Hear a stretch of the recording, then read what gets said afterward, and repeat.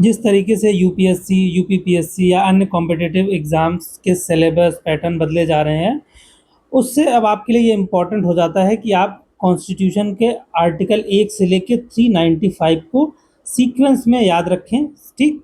साथ में पार्ट 1 से लेके पार्ट 22 तक आपको सीक्वेंस में याद रहे, क्योंकि कई बार ये सीक्वेंस में पूछ लेते हैं कि किस के बाद कौन सा आएगा, सही मिलान करिए, ठीक है? तो अब आप इस पूरी वीडियो को देख रहे हैं, तो आपको इस पूरी वीडियो में आपको सारे आर्टिकल्स सीक्वेंस में याद हो जाएंगे, पार्ट्स सीक्वेंस में याद करा दिए जाएंगे। साथ में जो भी ट्रिक्स एंड टेक्निक्स हैं, सब मैं इस पूरी वीडियो में आपको बताऊंगा। यानी ये वन स्टॉप डेस्टिनेशन आपके लिए है।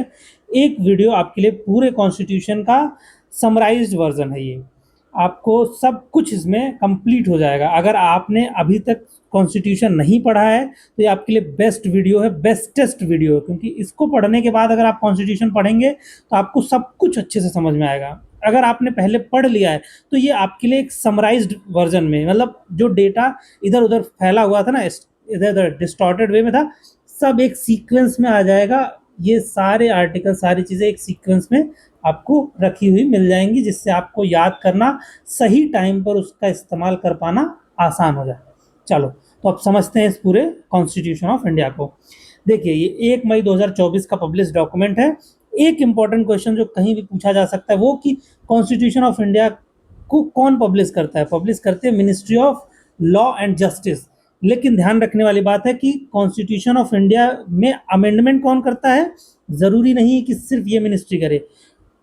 एनवायरनमेंट मिनिस्ट्री भी करवा सकती है, या फिर होम मिनिस्ट्री करवा सकती है। मतलब अलग अलग ministries time to time constitution में अमेंडमेंट इंट्रोड्यूस कर सकती हैं, लेकिन publish generally law and justice करती है, ministry of law and justice करती है। देखिए, इस वाले जो ओरिजिनल कॉन्स्टिट्यूशन में कुछ एब्रिवेशंस का इस्तेमाल हुआ है, वो इन्होंने यहाँ पे दे रखा है। तो जो हम अभी इस वीडियो में पढ़ने वाले हैं उसमें आपको इसकी आवश्यकता नहीं पड़ने वाली है, ठीक है? एक इंटरेस्टिंग वर्ड मैं आपको दिखाना चाहूँगा। इसमें लिखा है WREF, with retrospective effect from. Retrospective का क्या मतलब होता है, समझते हैं। देखो, ये टाइम लाइन समझ लो, टाइम की रेखा है। आज कोई नियम कानून आज पास हुआ, ठीक? तो जो आज पास हुआ है वो जाहिर सी बात है कि वो कल से या परसों से ये इम्प्लीमेंट किया जाएगा पूरे देश में, ठीक? लेकिन कुछ ऐसे मामले होते हैं, जैसे टैक्स का मामला, उसमें क्या किया जाएगा? ये कानून बना आज है ना, लेकिन इसका इम्प्लीमेंटेशन पीछे की डेट से काउंट किया जाएगा। कि सपोज आज 1 जनवरी है तो ये काउंट कर लिया जाएगा कि पिछले 31 दिसंबर से ये लागू माना जाएगा, यानी पीछे से स्टार्ट हो जाता है। इसको बोलते हैं रेट्रोस्पेक्टिव इफेक्ट, ठीक? चलिए, अब आगे देखते हैं कॉन्स्टिट्यूशन ऑफ इंडिया। सबसे पहले क्या आता है कॉन्स्टिट्यूशन ऑफ इंडिया में? यानी आप किताब को उठाएंगे तो सबसे पहले पढ़ेंगे आप प्रियम्बल। प्रियम्बल क्या है? एकदम short crisp summary of constitution. यानी इसमें आपको जब पढ़ेंगे तो पूरा उद्देश्य समझ में आ जाएगा कि ये किताब लिखी क्यों गई है, इसके पीछे क्या मोटिव है, ठीक? पार्ट 1, एक सिंपल सी चीज़ समझो। हमारा देश अंग्रेजों से आज़ाद हुआ, ठीक? ये हमारा देश अंग्रेजों से आज़ाद हुआ। अब सबसे पहले आप क्या डिसाइन करोगे? सबसे पहले आप डिफाइन करोगे अपनी टेरिटरी, ठीक? फिर सेकंड नंबर टेरिटरी हो गई। फिर इसके बाद क्या करेंगे सेकंड नंबर पे कि इस टेरिटरी पे जो लोग रहते हैं वो आइडेंटिफाई करोगे, ठीक? तीसरे नंबर पे अब जो लोग रहते हैं उनके कुछ अधिकार भी तो होंगे, तो उनको कुछ अधिकार दिए जाएंगे। चलो, मैंने कुछ अधिकार दे दिए इनको। अब इनको जो अधिकार मिल गया है, ठीक, सपोज इनको ये अधिकार मिल गया कि अब ये आपका अधिकार है, बट ज़रूरी नहीं कि ये समय के साथ ऐसा ही रहे। समय के साथ इसकी ज़रूरतें बढ़ेंगी, तो इसलिए नेक्स्ट आएगा क्या कि कुछ डायरेक्टिव प्रिंसिपल्स कि भविष्य में अगर कुछ चेंजेस आएंगे तो आप इस हिसाब से चेंज कर लेना, ठीक? अब ये जो आपको घर मिला है, आपकी टेरिटरी है, इसको आप मैनेज भी करोगे। मैनेज करने के लिए आप या तो एक साथ मैनेज करो या दो तरीके से मैनेज करो, ठीक? तो दो तरीके से कैसे? या तो यूनियन के थ्रू करें या स्टेट के थ्रू, या तो दोनों यूज़ कर सकते हैं आप, एक यूज़ कर सकते हैं, ठीक? तो इसी तरीके से सारे पार्ट्स आगे इसी सीक्वेंस में चलेंगे।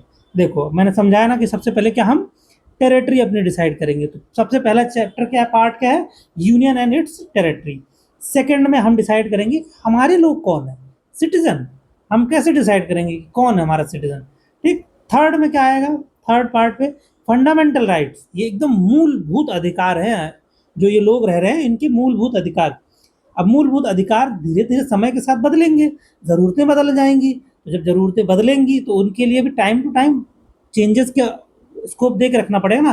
तो वही है डायरेक्टिव प्रिंसिपल, ये आपको डायरेक्शंस दे रहे हैं कि ये करना है जब आप स्टेट पॉलिसीज बनाएंगे, तो ये ऑप्शंस आपके लिए खुला छोड़ दिया गया है।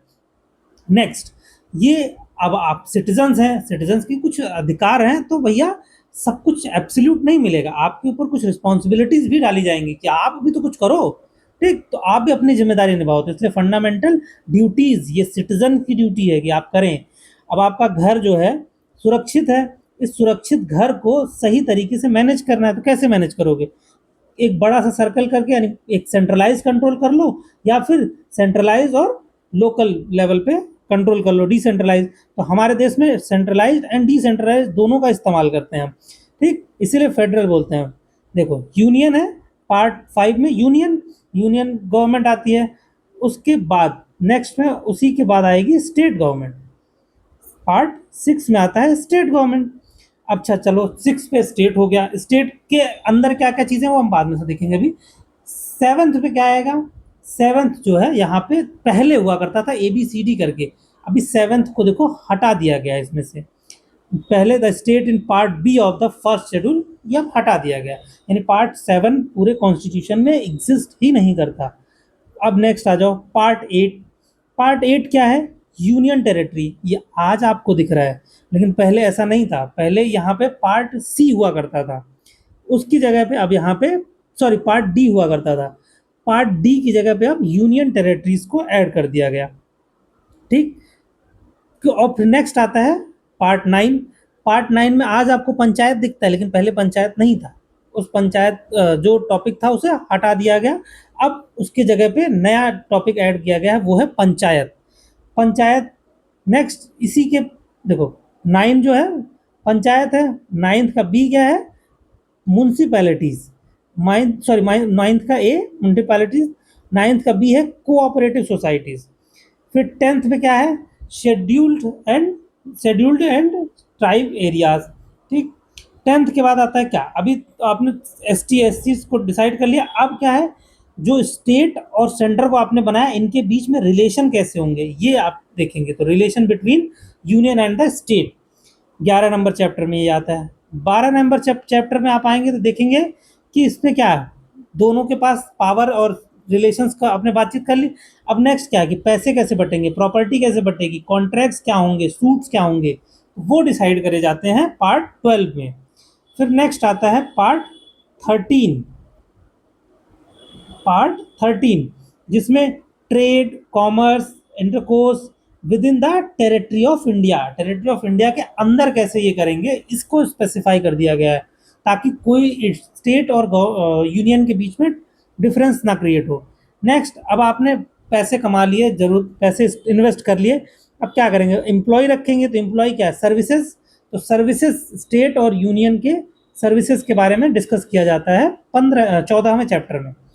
अगर अब सर्विसेज आपने दे दी तो सर्विसेज होंगी तो कुछ ना कुछ दिक्कतें भी आएंगी, डिस्प्यूट भी होगा, तो उस डिस्प्यूट को कैसे सॉल्व करेंगे, तो उसको सॉल्व करने के लिए इन्होंने एक चैप्टर ऐड किया जिसका नाम है 14th का A ट्रिब्यूनल्स।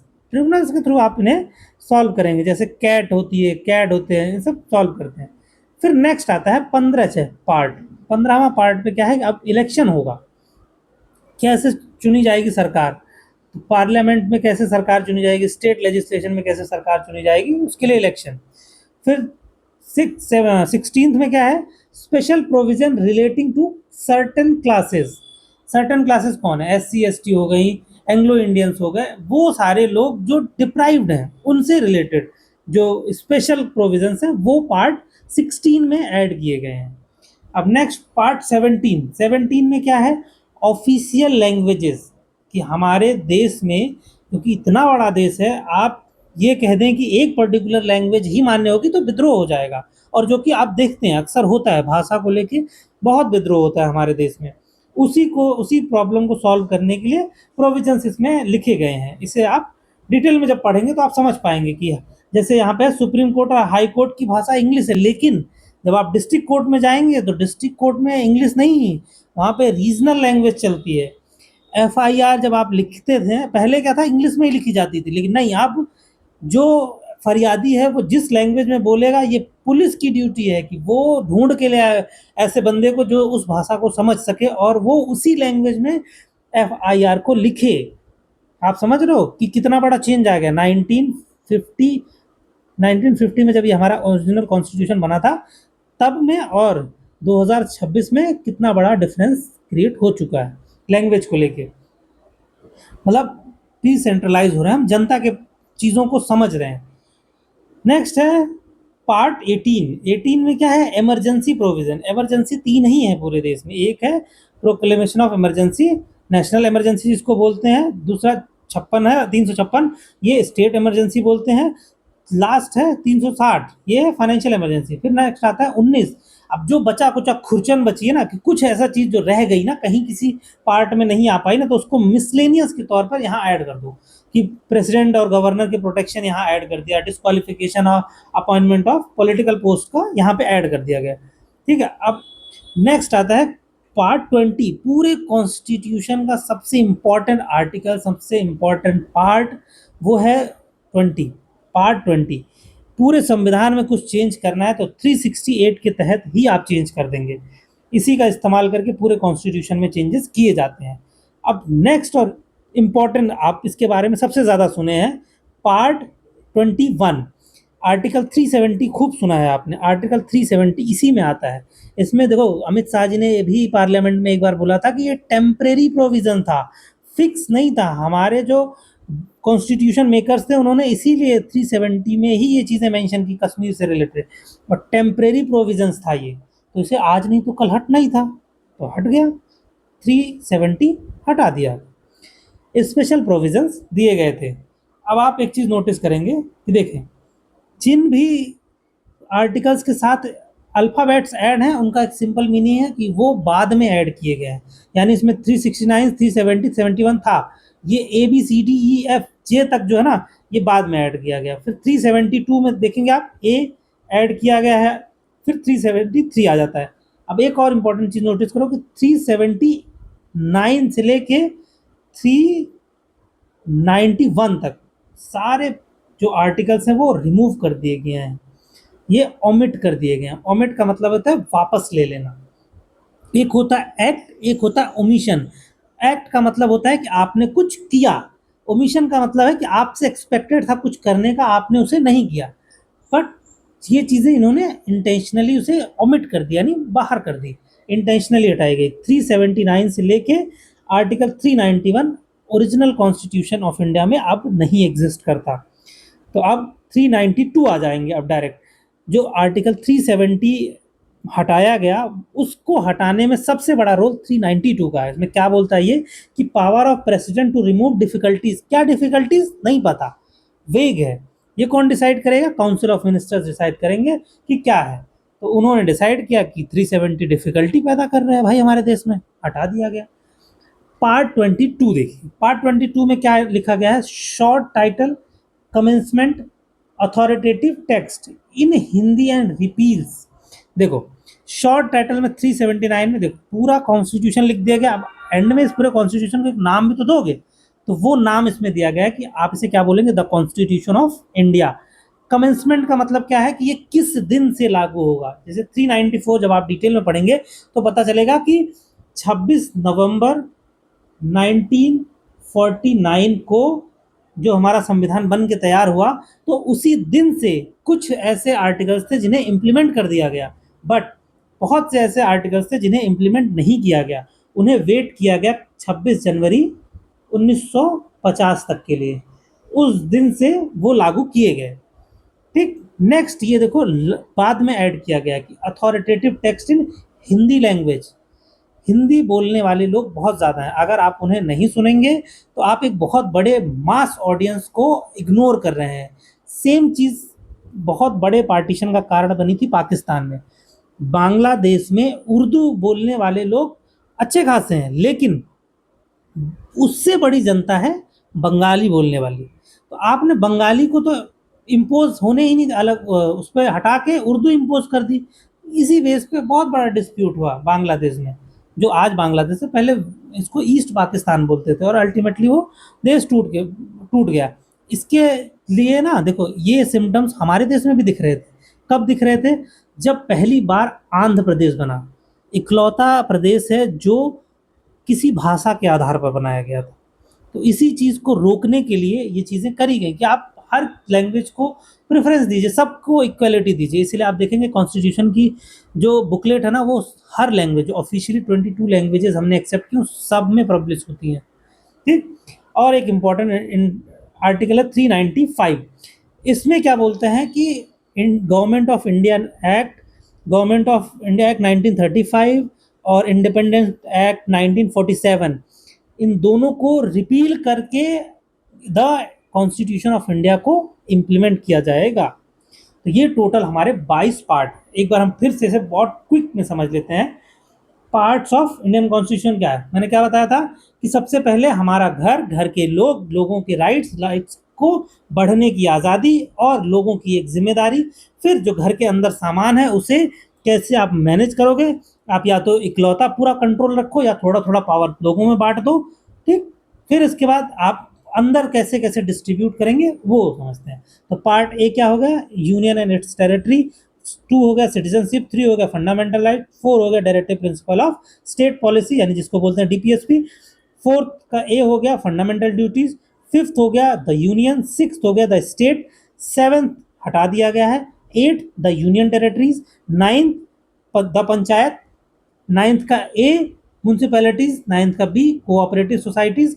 याद कर लेना, यूपीएससी ने ये क्वेश्चन पूछा है, तो इसे ध्यान से याद कर लेना।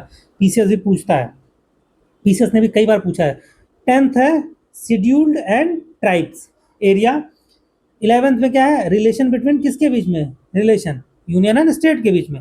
अब यूनियन और स्टेट के बीच में जब रिलेशन आप देख लेंगे तो किस चीज़ के लिए अब काम करोगे? पैसों के बारे में, तो फाइनेंस, प्रॉपर्टी, कॉन्ट्रैक्ट। ठीक। तो उसके बाद क्या करोगे? जब ये पैसा आ गया आपके हाथ में तो ट्रेड करोगे। ट्रेड कैसे करोगे? कॉमर्स बढ़ाओगे। ट्रेड करो कहाँ करोगे? टेरिटरी ऑफ इंडिया के अंदर। ठीक। नेक्स्ट क्या है? जब ट्रेड करोगे तो सर्विसेज भी दोगे, क्योंकि बहुत सारे लोग जरूरत होगी, तो आप सर्विसेज कहाँ, किनके किनके अंडर में? यूनियन और स्टेट के अंडर में देंगे। इन लोगों के बीच में डिस्प्यूट होगा तो कैसे सॉल्व होगा? वो ट्रिब्यूनल से सॉल्व होगा। और ट्रिब्यूनल कैसे है? 14 का ए। फिर आता है 15 पे होगा इलेक्शन। इलेक्शन के बाद आपको जो राजा मिलेगा उसको स्पेशल प्रोविजंस दिए जाएंगे रिलेटिंग टू सर्टेन क्लासेस। फिर क्या होगा?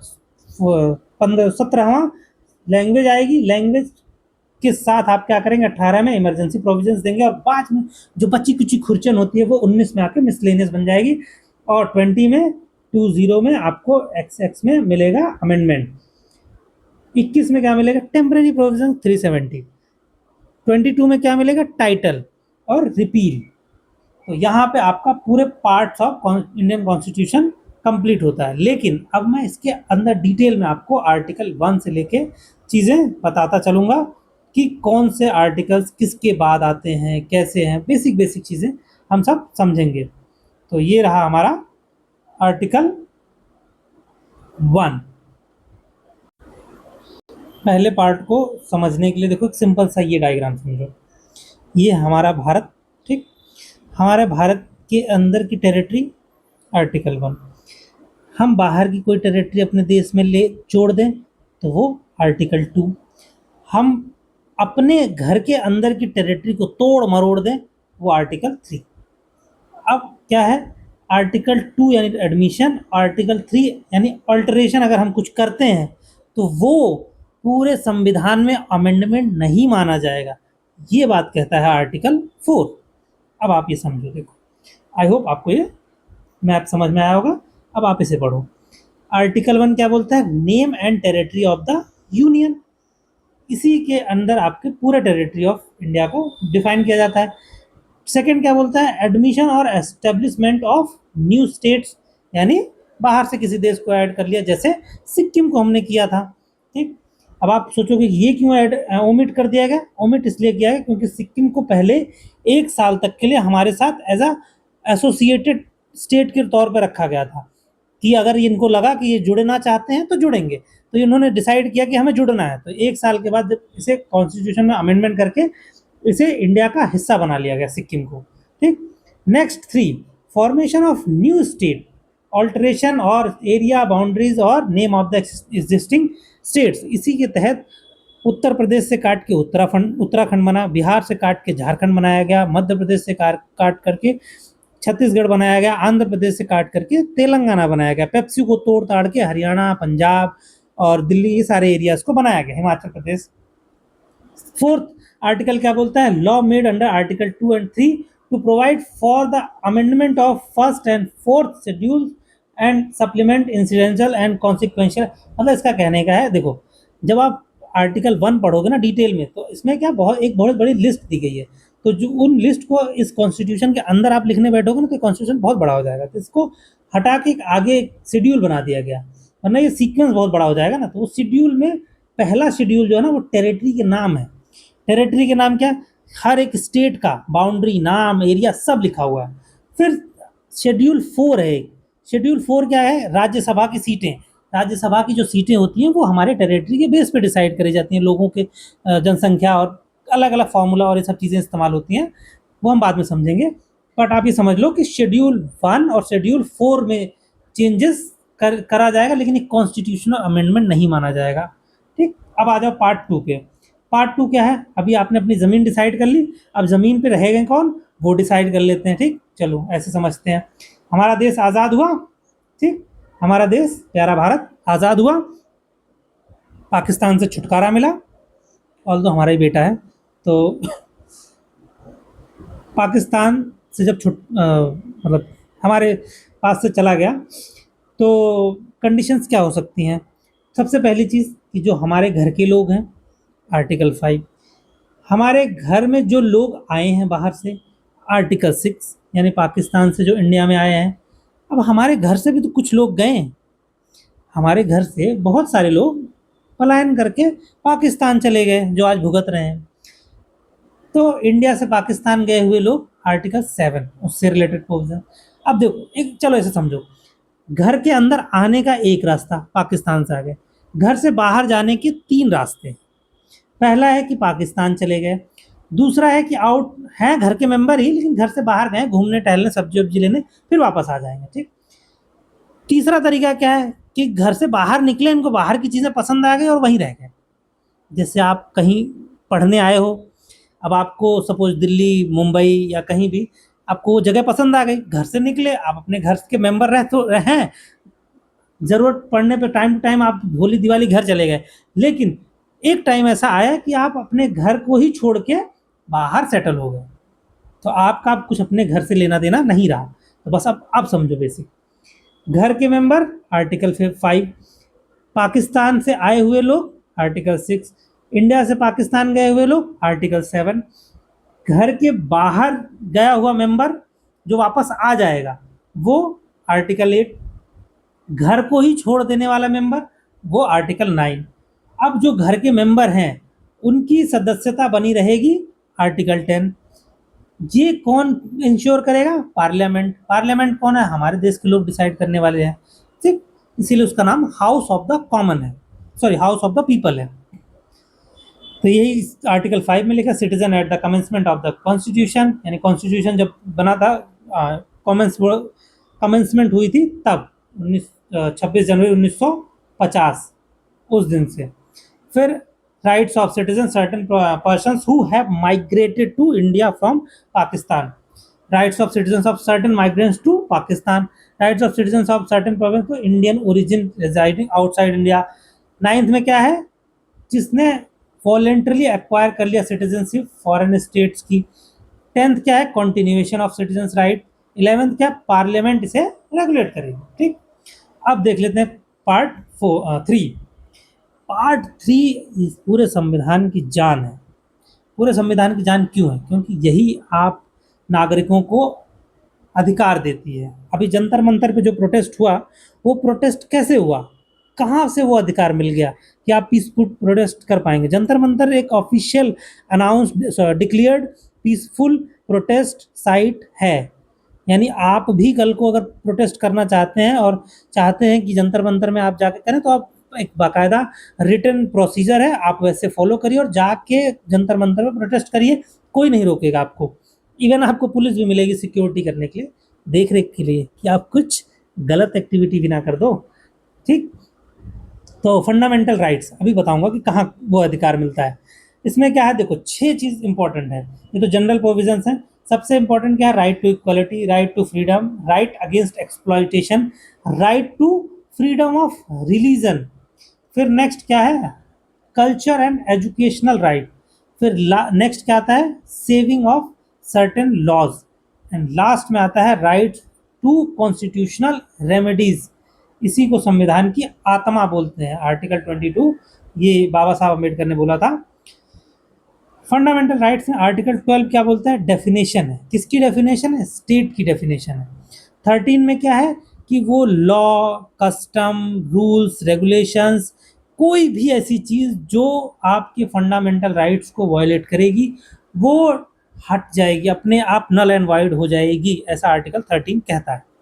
अब नेक्स्ट क्या है, इक्वलिटी, राइट टू इक्वलिटी। अब आप नोटिस करोगे 14 से लेकर 18 तक सब में इक्वलिटी की बात करी जाएगी। कैसे, equality before law, equal opportunity of law, मतलब सबको समान कर दिया। Next, prohibition of discrimination on grounds of religion, race, caste, sex और प्लेस ऑफ बर्थ।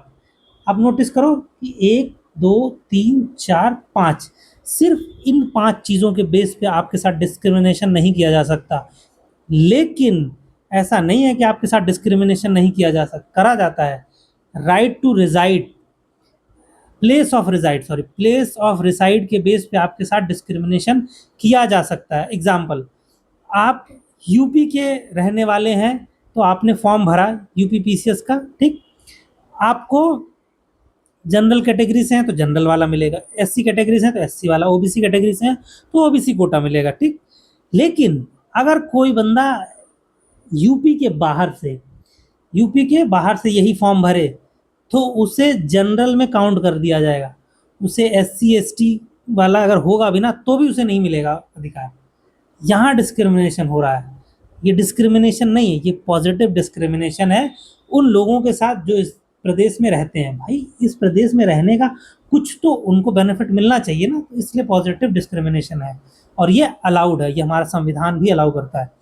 नेक्स्ट है article 16, equality of opportunity in matter of public employment. अब यहाँ पे जो आपको मैं बता रहा था ना कि ये मिला है रिजर्वेशन, वो आर्टिकल 16 में मिला हुआ है। इसमें ए बी सी डी करके है, उसके सब क्लॉज में भी है, वो जब आप डिटेल में पढ़ेंगे तब वहाँ पे आप समझिएगा। आर्टिकल 17 क्या बोलता है, एबोलिशन ऑफ अनटचेबिलिटी। अगर आपने दशरथ मांझी मूवी देखी हो तो उसमें जो नवाजुद्दीन सिद्दीकी जो गाना गा रहा होता है ना कि अब सब बराबर, गाना भी है प्रॉपर, लेडी बोलती, वो इसी आर्टिकल को लेके, एबोलिशन ऑफ अनटचेबिलिटी, कि अब कोई भी किसी को छू सकता है, यही इसी आर्टिकल का वो जिक्र होता है वहाँ पे। 18 है एबोलिशन ऑफ टाइटल, मतलब आप कोई भी टाइटल नहीं रख सकते अपने नाम के आगे। महाराजा हो गया, महाराजा धीराज, छत्रपति, राणा, ये कुछ जो टाइटल्स उस समय के राजा रजवाड़ा यूज़ किया करते थे वो नहीं यूज़ कर सकते। लेकिन इसका मतलब ये नहीं कि आप कोई टाइटल्स नहीं यूज़ कर सकते हैं। आप देखोगे कि लोग यूज़ करते हैं, तो लोग करते क्या है, इसका अल्टरनेटिव क्या निकाला लोगों ने कि अपने नाम में ही वो महाराजा वर्ड यूज़ कर लिया। जैसे अगर किसी ने अपने नाम के आगे ही श्री लगा दिया, श्री XYZ, तो अब आप जब उसका नाम पढ़ोगे तो श्री तो बोलोगे ही ना, अब श्री के आगे श्री लगाने की जरूरत ही नहीं है। तो ऐसा बहुत सारे लोगों ने कर लिया कि अपने नाम के आगे महाराजा लगा दिया, तो जब नाम के आगे महाराज है तो आप बोलोगे भी महाराज, ठीक। नेक्स्ट, आप देखोगे कि लोगों के नाम के आगे डॉक्टर लगा हुआ है, पद्म भूषण, पूछोगे कि पद्म भूषण, पद्म विभूषण, वो नहीं, वो गवर्नमेंट ऑफ इंडिया ने क्लेरिफाई किया है कि कभी भी आप अपने नाम के आगे पद्म भूषण, पद्म विभूषण या भारत रत्न इस्तेमाल नहीं कर सकते। आप अपने नाम के पीछे कि ये आप इस सम्मान से अवॉर्डे हैं, ये इस्तेमाल कर सकते हैं, लेकिन आप अपने नाम के आगे नहीं इस्तेमाल कर सकते हैं, ठीक। अब आर्टिकल 18 हो गया, ये आपको इक्वलिटी देती है। नेक्स्ट है फ्रीडम, अब सब बराबर होगा तो अब आपको आज़ादी मिलेगी। आज़ादी कैसे मिलेगी, देखो आर्टिकल 19, यही वो आर्टिकल है जिसके तहत आपको पीसफुल प्रोटेस्ट करने का अधिकार मिलता है। आर्टिकल 19 के अंदर 6 राइट्स हैं, पहले 7 हुआ करते थे, अभी 6 हैं। 6 कैसे हैं देखो, एक समझा देता हूँ, शॉर्ट में समझ लेना। मैं एक बहुत अच्छा वक्ता हूँ, ठीक? तो मैं बोलूँगा तो बहुत सारे लोगों को बुला सकता हूँ, असेंबल करूँगा।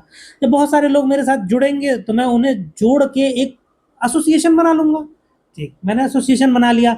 अब मेरी एसोसिएशन पूरे इंडिया में कहीं न कहीं मूव करेगी, यहाँ से वहाँ कहीं घूमेगी। जब वो कहीं न कहीं घूमेगी तो वो रुकेगी भी कहीं न कहीं, तो रेज़ाइड करेगी।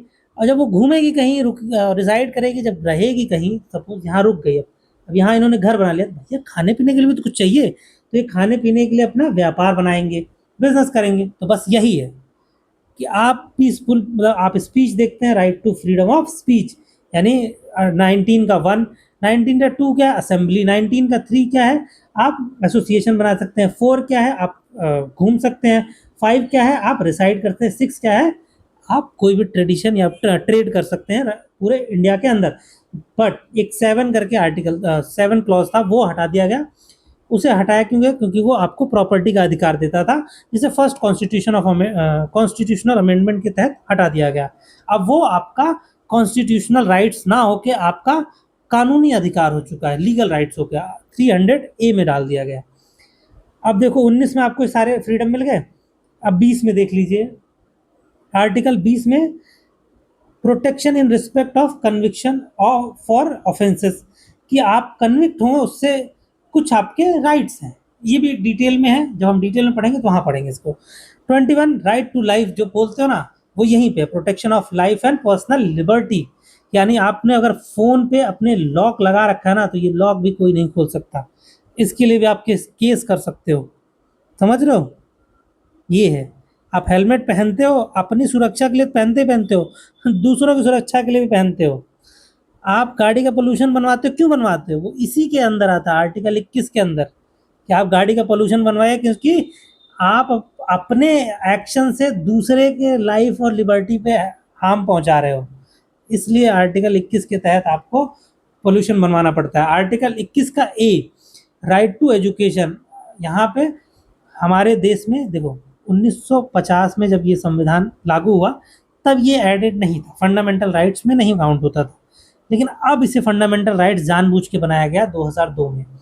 इसलिए बनाया गया क्योंकि अगर हमारा देश पढ़ेगा नहीं तो आगे कैसे बढ़ेगा? उस समय की हमारी प्रायोरिटीज अलग थी। देखो 1950 में हम, अच्छा एक काम करना, तुम एक टास्क देता हूँ, आप 1950 से पहले की किसी की भी, अमीर से लेके किसी की भी फोटो उठाओ और 10 आदमी की फोटो देखो, ठीक? आप 10 आदमी में देखोगे, 10 के 10 आदमी दुबले पतले नॉर्मल फिजिक वाले होंगे, बहुत मोटे नहीं होंगे, मतलब लाला और वो टाइप में जो लोग होते हैं उनको हटा दो, आम इंसान को देखो। इवन हमारे गांधी जी को देख लो, नेहरू जी को देख लो, और सरदार वल्लभ भाई पटेल को देख लो। बेसिकली 1950 में हमारी प्रायोरिटी क्या थी कि ये लोग खा लें, जिंदा रह जाएं, पढ़ाई लिखाई तो बाद में करेंगे, जब जिंदा रहेंगे तभी तो पढ़ेंगे, ठीक है? तो इसलिए ये उस समय उन्होंने नहीं डाला, मैंडेटरी नहीं किया। आर्टिकल 22 कहता है protection against arrest and detention in the certain cases. Preventive detention होते हैं, मतलब आपने अपराध किया तब तो डिटेन करेंगे, तब क्या होगा, अरेस्ट कर दिए जाओगे। लेकिन आप कोई अपराध करने वाले हैं, उससे पहले आपको अरेस्ट किया गया, उसको बोलते हैं डिटेंशन। तो उसमें भी आपके कुछ अधिकार हैं, ऐसा नहीं कि सब कुछ आपके पास से छीन लिया जाएगा, ठीक? राइट अगेंस्ट एक्सप्लॉयटेशन नेक्स्ट है। इसमें 2 आर्टिकल आते हैं, पहला है 23-24। 23 में क्या है, prohibition of human trafficking in human being and forced labour, Epstein files ना बन जाए, इसलिए इसको फंडामेंटल राइट्स बना दिया गया। स्टिल हमारे देश में होता है। अब आप एक चीज़ सोच, आपके दिमाग में आएगा कि फिर भी ये रेड लाइट एरियाज कैसे काम करते हैं, सेक्स वर्कर्स कैसे काम करती हैं? अगर हमारे कॉन्स्टिट्यूशन में ये मेंशन्ड है कि ह्यूमन ट्रैफिकिंग ना हो, तो आपको समझना पड़ेगा ह्यूमन ट्रैफिकिंग का मतलब सिर्फ और सिर्फ सेक्स वर्किंग से नहीं है। देखो कॉन्स्टिट्यूशन, सॉरी, हमारे सुप्रीम कोर्ट ऑफ इंडिया ने ये बोला है कि किसी महिला को यह अधिकार है कि वो अपने बॉडी को एज अ बिजनेस यूज कर सकती है, बट उसका वॉलेंटरी ये काम करना बनता है। अगर वो अपने खुद से चाहे, ज़बरदस्ती नहीं करवा सकते हैं, ये उसका फंडामेंटल राइट्स है कि वो चॉइस कर सकती है कि उसे क्या करना है, लेकिन उससे ज़बरदस्ती नहीं करवाएंगे। तो जहाँ आपने ज़बरदस्ती की वो आ जाएगा फिर अगेंस्ट आपके लॉ के। नेक्स्ट है 24, आर्टिकल 24 क्या कहता है, prohibition of employment of children in factories. Etc जो लिखा है ना, जब आप पढ़ोगे ना, ईटीसी में क्या है, ढाबे पे काम नहीं करवा सकते, किसी भी हज़ार्डियस प्लेस पे बच्चे को नहीं रख सकते, लेकिन आप तो देखते हो हर जगह चाय की दुकान पे छोटू मिलेगा। लगभग हर टपरी पे छोटू मिलेगा, हर पंचर वाली दुकान पे आपको एक छोटू मिल जाएगा। वो कैसे है? वो इसी तरीके से, क्योंकि हमारे देश में प्रॉपर इम्प्लीमेंटेशन ऑफ लॉ नहीं हो पाया है। अगर इम्प्लीमेंटेशन अगर कर देंगे प्रॉपर, देखो हमारी जो इम्प्लीमेंटिंग एजेंसीज है ना, उनके सामने भी डिलेमा है, क्योंकि वो वर्दी है ना जो, उसके पीछे भी एक इंसान बैठा हुआ है। उनकी डिलेमा क्या है कि भाई, जिन बच्चों को आप देखोगे ना चाय की टपरी पे, वो घर के बड़े बच्चे होते हैं। घर में या तो फादर नहीं है, या फाइनेंशियल कंडीशंस खराब है, या किसी अन्य रीजन से वो वहाँ जॉब कर रहे हैं। सोचो इस बच्चे को ही हटा दिया, ये पूरे घर का बेड विनर है, इसकी वजह से पूरा घर चलता है। इसे आपने जॉब से निकाल दिया, सपोज 10,000 5,000 कुछ भी अमाउंट पाता था ये, पूरी फैमिली कैसे चलेगी? नहीं चल पाएगी। इसलिए हमारी एजेंसीज थोड़ा कहीं भी नेग्लेक्ट करती हैं चीज़ों को। मजबूरी है, कंप्लेन हो जाती है तो वो हटाते भी हैं उन्हें। खैर, नेक्स्ट देखते हैं, right to freedom of religion. अब ये इम्पोर्टेंट जो हमारे देश में, क्योंकि हमारा देश बहुत ज़्यादा धर्म से प्रभावित होता है। किसी भी धर्म के आप अनुयायी हों, अगर एक भी गलत शब्द आपके धर्म के अगेंस्ट में बोल दिया जाए तो आप तुरंत बौखला जाओगे, अगले वाले को मारने काटने तक के लिए फतवा से लेके पता नहीं क्या क्या जारी करवा दोगे। तो इससे रिलेटेड भी हमारे देश में पहले ही फोर फादर्स ने रिलीजन से रिलेटेड कुछ राइट्स दे रखे हैं। पहला क्या है, 25 में फ्रीडम ऑफ कंसियंस, कि आप कुछ जो सोचते हैं वो कर लें। इसी कंसियंस के तहत बहुत से लोग जो नास्तिक हो जाते हैं वो इसी के तहत हैं, उन्हें एक्सेप्ट किया जाता है। नेक्स्ट है फ्री प्रोफेशन। प्रोफेशन में क्या, कि आप पूजा करना चाहते हैं तो दीपक जला लीजिए, पंडाल लगा लीजिए। आपको नमाज पढ़नी है तो आप नमाज पढ़ लीजिए। और गुरुद्वारे में आपको वो करना है, जो होता है गुरु ग्रंथ साहिब जी का पाठ करना है, वो करिए। मतलब बेसिकली प्रैक्टिस जो आप करना चाहते हैं। देखिए, जो सिख लोग होते हैं इसी के तहत उनको आज़ादी मिलती है कि वो 5 चीज़ें लेकर, मेट्रो में कभी गए हो ना, दिल्ली मेट्रो में या कहीं भी किसी सिक्योरिटी वाले जोन में, तो आप नोटिस करोगे कि वहाँ कोई वेपन नहीं ले जा सकते, लेकिन सिख लोग हमेशा एक कृपाण लेके साथ में घूमते हैं। उन्हें नहीं रोक सकते, वो पग पहन के चलते हैं। ठीक है, तो ये इसी आर्टिकल के तहत उन्हें इसकी छूट मिली हुई है। नेक्स्ट है आर्टिकल 20 से, एक चीज़ तो बताना ही भूल गया, प्रोपोगेशन ऑफ रिलीजन। इसी आर्टिकल के तहत आप अपने धर्म की अच्छी बातें, ध्यान रखना, अच्छी बातों को आप प्रोपोगेट करेंगे, गलत बातें नहीं कि आप कन्वर्ट कर रहे हैं। ध्यान रखना, जो कन्वर्जन किया जाता है फोर्सफुल, वो अनलॉफुल है। लेकिन कोई इंसान आपके धर्म की अच्छी चीज़ों को सुन के आपके धर्म को स्वीकार करता है, अपने कंसियंस से स्वीकार करता है, तो वो इलीगल नहीं है। लेकिन आपको किसी तरीके का प्रलोभन दिया गया, जैसे कि आपको किसी एजुकेशन का या लोन का पैसे देकर, किसी भी तरीके से आपको प्रलोभन देके अगर कन्वर्ट किया गया तो वो इलीगल है। ये ध्यान रखना, डिफरेंस है ये। नेक्स्ट है 26, freedom to manage religious affair. आपको भाई, आप अपना, जैसे ये हमारे मंदिर है, गुरुद्वारा है, मस्जिद है और चर्च है, इन्हें, इनकी चीज़ों को मैनेज करने के लिए आपको फ्रीडम होना चाहिए। बट ध्यान रखना, हमारे देश में मंदिर को आज़ादी नहीं है, मंदिर को स्टेट मैनेज करते हैं, ध्यान रखना। 27, freedom as to payment of taxes for promotion of any particular religion. मतलब अगर आप अपने धर्म को प्रमोट करते हैं तो उस पर कोई टैक्स नहीं लगाया जाएगा। Next 28, freedom as to attendance at religious instruction और religious worship in certain educational institution, कि अगर किसी एजुकेशनल इंस्टीट्यूशन में अगर उसकी वर्शिप होती है तो उसके रिलेटेड आपको छूट मिलेगी। नेक्स्ट है कल्चरल एंड एजुकेशनल राइट्स। ये एक यहाँ पे इंपॉर्टेंट चीज़ ध्यान देना, मैं बताता हूँ। आर्टिकल 29 कहता है कि protection of interest of minorities. तो कौन से माइनॉरिटीज़? लिंग्विस्टिक, कल्चरल, ये 2 माइनॉरिटीज़ की बात करता है। Cultural, linguistic minorities. रिलीजन वाले माइनॉरिटीज़ की बात नहीं करता है आर्टिकल 29। आर्टिकल 30 क्या बात करता है? Right of minorities to establish and administer educational institution. मतलब कि जो कल्चरली डिप्राइव्ड हैं, कम लोग हैं, वो अगर अपना स्कूल खोलना चाहें तो वो खोल सकते हैं, लेकिन कंडीशन है, अगर उन्हें गवर्नमेंट की फंडिंग मिल गई है तो वो किसी बाहर के बच्चे को उसमें एडमिशन लेने से नहीं रोक सकते। फॉर एग्जाम्पल, मदरसा चलता है, मदरसा अगर स्टेट से फंडेड नहीं है तो वो चाहे तो बाहर के बच्चे उसमें ना आए। ठीक, चलो और एग्जांपल लेते हैं। ट्राइब्स के बहुत सारी स्कूल्स चलते हैं, ठीक, वो अपनी फंडिंग से चलाते हैं। अगर वो चाहें तो बाहर के बच्चों को ना बुलाएँ, क्योंकि उनकी वैसे ही पॉपुलेशन कम है, उनका कल्चरल रेशियो कम है। अगर उनका सेल्फ फंडेड स्कूल है, तो उनके पास राइट्स है कि वो बाहर के बच्चों को अलाउ ना करें। लेकिन जहाँ ही उन्होंने गवर्नमेंट से कोई एड ली, they are under pressure, they are under obligation कि they have to admit other student. समझे? ये बात है, ये डिफरेंस है। अब आर्टिकल 31, ये article 31 compulsory acquisition of property था, इसे हटा दिया गया। नेहरू जी ने पहले ही संविधान संशोधन में इसे टाटा बाय बाय कर दिया। लेकिन ऐसा नहीं है कि आर्टिकल 31 हट गया, नहीं। आर्टिकल 31 का ABC अभी भी जिंदा है। तो इसलिए कभी कोई बोले ना तो ये मत बोल देना आर्टिकल 31 कंप्लीटली खत्म हो गया है। 31 का ABC अभी जिंदा है, 31 हटा दिया गया। नेक्स्ट है right to constitutional remedies, article 32, जिसको बाबा साहब ने आत्मा बोला था। इसमें 5 रिट्स हैं, बहुत इजी लैंग्वेज में आप इसे समझ जाएंगे। 5 रिट्स क्या हैं? हेबियस कर्पस, बॉडी कहाँ है, यानी where is the body, produce करना है, टू हैव बॉडी। मैंडमस, आपको आदेश दिया जाएगा कि आप करें तो करना, परेशान हो गया हूँ मैं भी सब, ठीक है। प्रोहिबिशन, प्रोहिबिशन कौन लगाएगा? हायर कोर्ट्स लोअर कोर्ट पे लगाएंगे कि रुको, सबर करो। सर्चुरी, कैंसल, लोअर कोर्ट्स ने कोई ऑर्डर डाल दे दिया, अपनी कैपेसिटी से बाहर निकल के दे दिया, तो बड़ी ऊपर की कोर्ट बोलेंगी कि रुक जाओ, जो आपने बोला है वो गलत है, कैंसिल।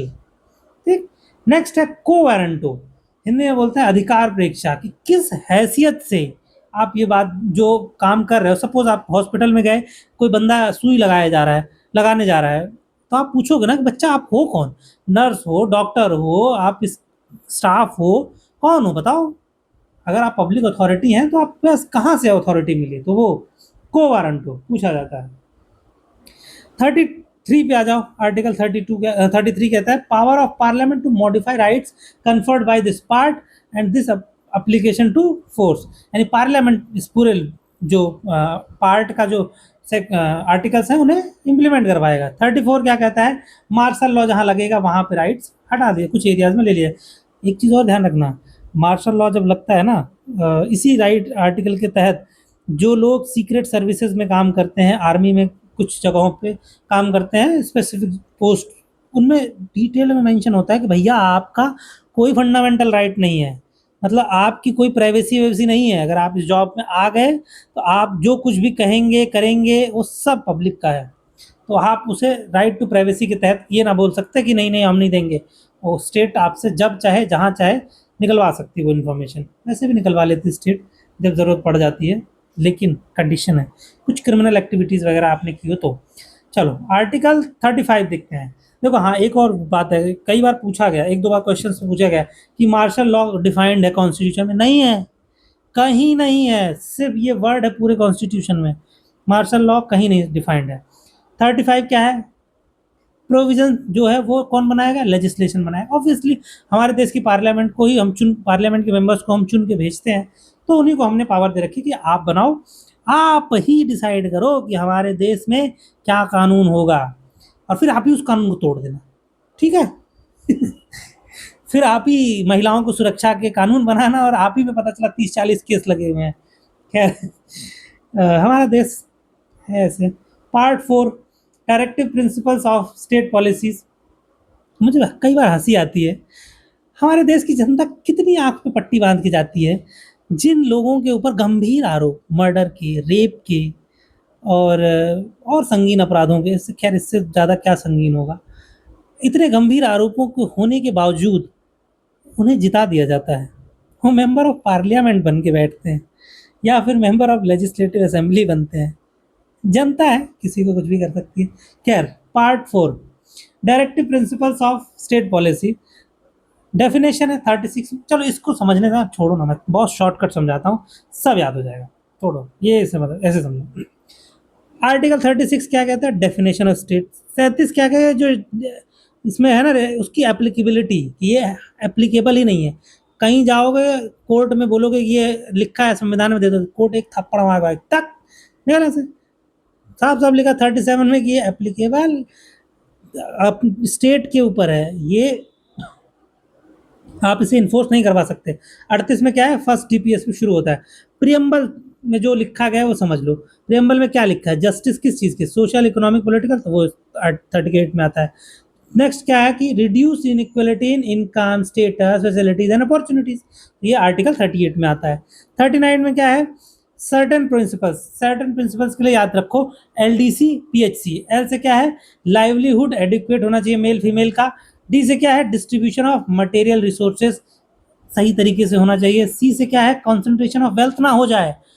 पूछा गया है, बहुत बार पूछा है कि 39 के सी में क्या लिखा है, या ऐसे पूछा गया कॉन्सेंट्रेशन ऑफ वेल्थ किस सेक्शन में है, डीपीएसपी में है कि नहीं। यूपीएससी में पूछा हुआ क्वेश्चन है ये, पीसीएस में भी पूछा, यूपीएससी में पूछा।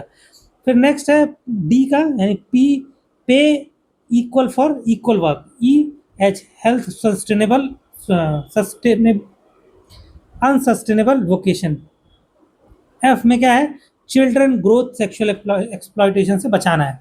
आर्टिकल 39 ए क्या है, फ्री लीगल एड, यही 1978 में आया था। Legal society, free legal aids, इसको बोलते हैं एलएसएस, लीगल सर्विसेज सोसाइटी, नहीं LSA, legal services act. Article 40 पता होना चाहिए आपको, गांधी जी का गांधीयन प्रिंसिपल है विलेज पंचायत। 41 आप ऐसे समझो, देखो बहुत, 4 में से 1 माइनस करो कितना बचेगा, 3, तो 41 में 3 चीज़ की बात करी गई, राइट टू वर्क, एजुकेशन और पब्लिक असिस्टेंस की बात करी गई। 41 में 3 चीज़ों की बात की, वर्क, एजुकेशन और पब्लिक असिस्टेंस। 42 में क्या है, 42 गेस्टेशन पीरियड समझ लो ऐसे, 42 मोटा सा ना फूल के, गेस्टेशन पीरियड, मैटरनिटी रिलीफ होना चाहिए। इसी में जो पीरियड के दौरान लीव दी जाती है, या फिर महिलाओं को जो ये मातृ सुरक्षा, जननी मातृ जननी योजना करके है ना एक स्कीम, वो जननी सुरक्षा स्कीम, वो इसी के तहत दी जाती है। आर्टिकल 43 क्या है, लाइफ, यूनिवर्स एंड एवरीथिंग से समझो तो, यानी लाइफ, लिविंग वेजेस। 43 में 2 आर्टिकल्स और ऐड किए गए, ए बी। ए में क्या है, involvement of worker in the factory management. B में क्या है, कोऑपरेटिव सोसाइटीज। 44 क्या है, यूनिफॉर्म सिविल कोड। हमारे देश में कुछ स्टेट्स हैं जहाँ पे लागू है, जैसे गोवा में सबसे पहले लागू था, पुर्तगालियों ने ऑलरेडी कर रखा था, फिर उत्तराखंड में हो गया, उत्तराखंड के बाद एमपी में हो गया, अभी गुजरात में हो गया, एमपी में भी हो, एमपी बोल गया, हाँ एमपी, गुजरात और इन जगह। यूपी में करने की बात चल रही थी लेकिन अभी हो नहीं पाया है।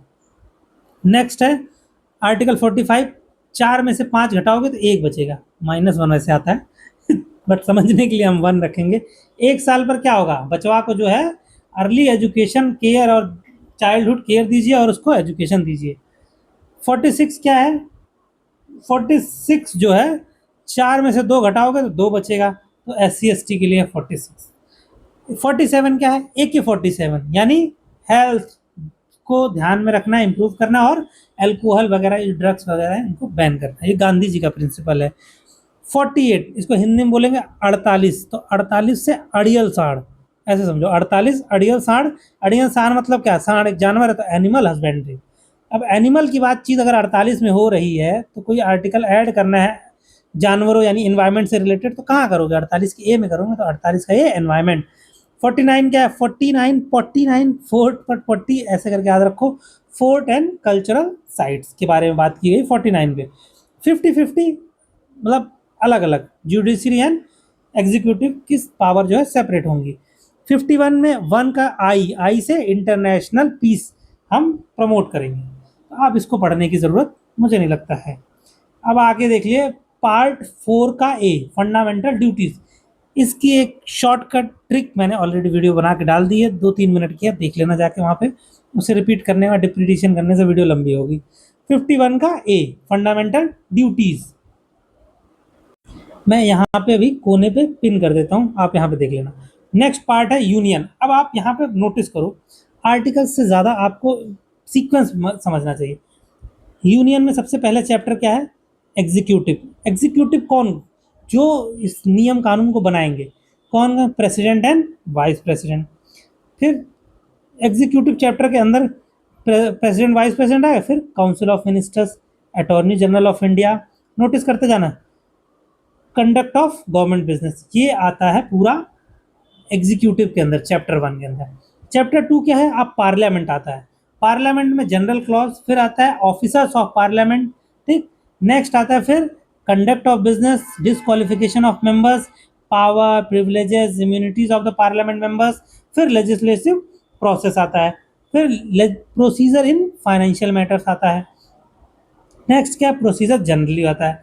थर्ड चैप्टर क्या है, legislative power of the president, article 123, इसके बारे में भी आपने सुना होगा। नेक्स्ट चैप्टर 4 क्या है, द यूनियन जुडिशरी आता है। यूनियन जुडिशरी के बाद चैप्टर 5 क्या आता है, कंट्रोलर एंड ऑडिटर जनरल। इसी के साथ 5 चैप्टर के साथ पूरा ये पार्ट समाप्त होगा। अब इसके सीक्वेंस में जरा हम शॉर्ट में उसे भी देख लेते हैं, आर्टिकल्स को। देखो, प्रेसिडेंट के लिए शॉर्ट ट्रिक जो बहुत चलती है और वो यही काम की भी है, पकानी कोका द्वयोदशम। पा से पद यानी 52, का से कार्यपालिका प्रधान 53, 54 पे निर्वाचन इलेक्शन हो गया, 55 पे मैनर ऑफ इलेक्शन है, 56 पे इसका टर्म ऑफ ऑफिस है, 57 पे एलिजिबिलिटी हो गया, योग्यता, और 58 पे क्वालिफिकेशन फॉर इलेक्शन, 59 पे कंडीशन, 60 पे oath and affirmation. Interesting fact बताऊं, एक बार क्वेश्चन पूछा था कि किसी शेड्यूल में, शेड्यूल जो सेकंड वाला है उसमें ओथ एंड अफर्मेशन की बात होती है, उसमें कौन ऐसा है जिसकी ओथ एंड अफर्मेशन नहीं दी गई, वो प्रेसिडेंट है, क्योंकि आर्टिकल 60 में उसकी ओथ एंड अफर्मेशन ऑलरेडी दी हुई है। 61 में प्रोसीजर फॉर इम्पीचमेंट, इम्पीचमेंट मतलब इनको ऑफिस से भगा देना कि चलो भग जाओ, आपने कुछ गलती करी है, वो कंडीशंस नहीं दी गई हैं। 62 कंडीशन एक ही है कि कॉन्स्टिट्यूशन का वायलेशन करेंगे। वो क्या वायलेशन है, किस चीज़ से मानोगे, कौन डिसाइड करेगा? बट ऐसा भी नहीं कितना आसानी से इन्हें हटा दोगे। हटाने के लिए बच्चा 2/3 member of parliament, total member of total seats of parliament चाहिए। बहुत कठिन है हटाना, आज तक किसी का इम्पीचमेंट नहीं हो पाया। नेक्स्ट आ जाओ, 63 है वाइस प्रेसिडेंट के बारे में। इसके लिए उसका निकास शनि है। ऊ से उपराष्ट्रपति 63 में आते हैं। सात से सभापति यानी ये चेयरमैन है राज्यसभा के। 65 पे कार्यवाहक के तौर पे काम करेंगे। 66 क्या है, इनका निर्वाचन यानी इलेक्शन कैसे होगा। 67 कार्यकाल कितना होगा। 68 समय क्या होगा। 69 इनकी शपथ, इनकी भी देखो शपथ यहाँ पे दी हुई है, तो ये भी शेड्यूल 2 में नहीं अवेलेबल है। 70 निर्वहन करेंगे, ये डिस्चार्ज करेंगे। 71 में matters related to correct elections of president और वाइस प्रेसिडेंट। 72 में पार्डनिंग पावर्स हैं, पार्डनिंग पावर्स हैं, suspend, remit, commute sentences in certain cases. कौन डिसाइड करता है, काउंसिल ऑफ मिनिस्टर्स। कौन है वो काउंसिल ऑफ मिनिस्टर, आर्टिकल 74 में मोदी जी इसी आर्टिकल 74 के तहत आते हैं। Council of minister to aid and advice president. 75 other provisions as to ministers. Next है अटॉर्नी जनरल ऑफ इंडिया। 76 में आते हैं, इस बंदे को इतनी पावर मिलती है एक मिनिस्टर के बराबर, मेंबर ऑफ पार्लियामेंट है ये आदमी पार्लियामेंट की चलती सभा में जाके बैठ जाए तो सुन सकता है। इसको आने का ये क्वेश्चन पूछा जाता है, ध्यान रखना, यूपीएससी भी पूछता है, पीसीएस भी पूछता है कि कौन ऐसा बंदा है जो पार्लियामेंट के चलते हुए भी आके बैठ जाए, बट वोट करने के टाइम पे वो वोट नहीं डाल सकता। तो ये वोट नहीं डाल सकते, ये आके बैठ सकते हैं, सुन सकते हैं, सब कर सकते हैं, तो वोट नहीं डाल सकते। नेक्स्ट देखते हैं कंडक्ट ऑफ गवर्नमेंट बिजनेस क्या है। कंडक्ट ऑफ गवर्नमेंट बिजनेस 77 है। ड्यूटीज है प्राइम मिनिस्टर की रिस्पेक्ट ऑफ फर्निशिंग। अब आ जाओ पार्लियामेंट पे। 79 में कॉन्स्टिट्यूशन ऑफ पार्लियामेंट, पार्लियामेंट बननी चाहिए। कैसे होंगे, काउंसिल ऑफ स्टेट होंगे, हाउस ऑफ द पीपल होगी। देखो एक चीज़ ध्यान रखना, ये पहले भी आ सकता था, house of people, council of state बाद में, लेकिन काउंसिल ऑफ स्टेट्स को पढ़ा लिखा लोगों की माना जाता है कि समझदार लोग हैं, ये थोड़े बड़े लोग हैं, तो इसलिए इसको ज़्यादा प्रायोरिटी दी जाती है। और ये 6 साल के लिए भी वैलिड होता है इनकी जो वो होती है टर्म, तो इनको पहले दिया गया है। 80 में काउंसिल ऑफ स्टेट, 81 में हाउस ऑफ द पीपल, 82 में रीएडजस्टमेंट आफ्टर ईच सेंसस। जब सेंसस होगा उसके बाद आप देखोगे राज्यसभा की सीट्स और लोकसभा की सीट्स बदल दी जाएंगी, बढ़ जाएंगी। इसीलिए सेंसस नहीं हो रहा है क्या, जैसे सीट तो बढ़ा ही दिया, फिर क्यों नहीं करा अभी तक सेंसस। सेंसस हो रहा है, आपको पता ना हो तो आप अपने आसपास में पता कर लीजिएगा, सेंसस चल रहा है 2026 में। Article 83 duration of houses of parliament, कि कितने दिनों तक क्या ऑफिस रहेगा। 84 qualification of member of parliament, MP बनने के लिए क्या क्वालिफिकेशन चाहिए। 85 में सेशन कब कब होना चाहिए, प्रोरोगेशन, डिसोल्यूशन। 86 में right to president, right of president address, यानी जब भी पूरे साल में पहली बार सेशन स्टार्ट होगा यानी जब बजट वाला सत्र शुरू होता है उस समय प्रेसिडेंट आके एड्रेस करते हैं पूरे पार्लियामेंट को, और उसके बाद वोटिंग होती है। अगर वो वोट गवर्नमेंट ना ले पाई ना, वो बिल नहीं पास करा पाई प्रेसिडेंट एड्रेस को, तो गवर्नमेंट गिर जाती है। पता है ये बात? नहीं पता, जान लो। 87 में special address by the president, ये स्पेशल एड्रेस कभी भी दे सकते हैं। 88 right to of ministers and attorney general as respect of house, वही जो बताया कि ये बीच में कभी भी चलते हुए टाइम पे आके बैठ सकते हैं। मिनिस्टर्स के राइट्स क्या, वोट भी डाल सकते हैं, ये राइट वोट नहीं दे सकते। ऑफिसर्स, देखो भाई इतना बड़ा पार्लियामेंट है, दो चार लोग नहीं होंगे, बहुत सारे लोगों की जरूरत पड़ती है, तो इसलिए ऑफिसर्स, कौन ऑफिसर्स हैं? चेयरमैन होगा, चेयरमैन वाइस प्रेसिडेंट होते हैं, चेयरमैन डिप्टी चेयरमैन होते हैं, वेकेशन एंड रेजिग्नेशन अगर दे दें तो वो हटेंगे तब। Power of deputy chairman article 91। देखो ये इससे नहीं क्वेश्चन आता, इस वाले से क्वेश्चन कम आता है, जहाँ जहाँ आता है वो मैं बताता जाऊंगा। 92 में क्या, चेयरमैन और deputy chairman not to preside while, देखो अगर उन्हीं के खिलाफ में अगर चल रहा है उन्हें हटाने का, तो वो क्यों प्रिसाइड करेंगे भाई? सीधी सी बात है, मैं अपने केस में जज बन जाऊंगा तो मैं तो अपने लिए फैसला दूंगा ना, तो इसलिए इनको टाटा बाय बाय कर दिया जाता है। 93 speaker and deputy speaker of the house of the people. Speaker, देखो यहाँ पे कौन, बड़े लोग, बड़े लोग मतलब कौन, यहाँ तक सॉरी 92 बड़े लोग यानी काउंसिल ऑफ स्टेट्स, यहाँ पे कौन है, छोटे लोग, हाउस ऑफ द पीपल, छोटे नहीं है, इनके कंपैरिजन में छोटे हैं। स्पीकर एंड डिप्टी स्पीकर की बात चल रही है, सेकंड वेकेशन और रिजिग्नेशन वगैरह देके हट जाएंगे। फिर वही सेम बात है, power of duty speaker person perform the duties of the actor as a speaker. Next है कि अगर उनको 96 में उनको हटाने की बात चल रही है अगर पार्लियामेंट में, लोकसभा में, तो वो वहाँ प्रिसाइड नहीं कर सकते, हम अपने फेवर में फैसला देंगे। 97 सैलरीज अलाउंसेस क्या होंगी चेयरमैन और डिप्टी चेयरमैन की, स्पीकर की एंड डिप्टी स्पीकर की। अगेन ध्यान रखने वाली बात है, थर्ड शेड्यूल में ये मेंशन नहीं है क्योंकि 97 में ऑलरेडी दिया हुआ है। 98 में secretariat of parliament conduct of businesses की ओथ है ना, जितने मेंबर ऑफ पार्लियामेंट, ध्यान रखना पहला दिन जब होता है ये लोग आते हैं, सबसे पहले आर्टिकल 1999 के तहत उनको ओथ लेनी पड़ती है। इसलिए आप देखोगे कि कई सारे ऐसे मिनिस्टर्स हैं जिनकी, minister sorry member of parliament है जो ओथ गलत लेते हैं तो उन्हें फिर से ओथ दिलवाई जाती है। कई ऐसे हैं जिन्होंने ओथ नहीं ली थी। यहाँ पे आर एन रवि ने एक case, R N Ravi governor of Tamil Nadu जब थे उस समय एक मेंबर ऑफ लेजिस्लेटिव असेंबली थे, उन्होंने काफ़ी टाइम तक मेंबर ऑफ लेजिस्लेटिव असेंबली की ओथ नहीं ली थी। जब ओथ नहीं लोगे तो आपको 500 रुपये पर डे का फाइन लगता है, समझे? तो इतनी वैल्यू है इसकी। Article 100 voting in house, power of house act with not vacancies and quorum. ठीक, नेक्स्ट है डिस्क्वालिफिकेशन ऑफ मेंबर्स, अगर उन्हें मेंबर्स को हटाना है तो कैसे, वो खुद हट जाएं, वेकेशन ऑफ सीट हो जाए, डिस्क्वालिफिकेशन हो जाए, मेंबरशिप ही हट जाए उनकी, या decision on questions on the disqualification of member. 104 penalty of for sitting and voting and making affirmations under, देखो बोल रहा था 500 रुपये लगता है, वो यहाँ पे दिया है। Powers, privileges and immunities of parliament and its members, देखो पार्लिया एक यहाँ क्या बहुत बड़ा प्रिविलेज है, आप नोटिस करोगे पार्लियामेंट में ये कुछ भी बोल दें, इवन बिदुड़िया साहब ने बहुत कुछ बोला था, उनके ऊपर कोई केस नहीं हुआ, क्यों? क्योंकि इसी के तहत उन्हें आर्टिकल 105 के तहत उनको प्रिविलेज मिली हुई है। कुछ भी वहाँ बोलेंगे उनको अगेंस्ट में कुछ भी नहीं कर सकते, लीगली कुछ भी नहीं कर सकते। 106 salary and allowances of members, इसी के तहत उनकी सैलरी बढ़ाई जाती है, बढ़ती रहती है अक्सर।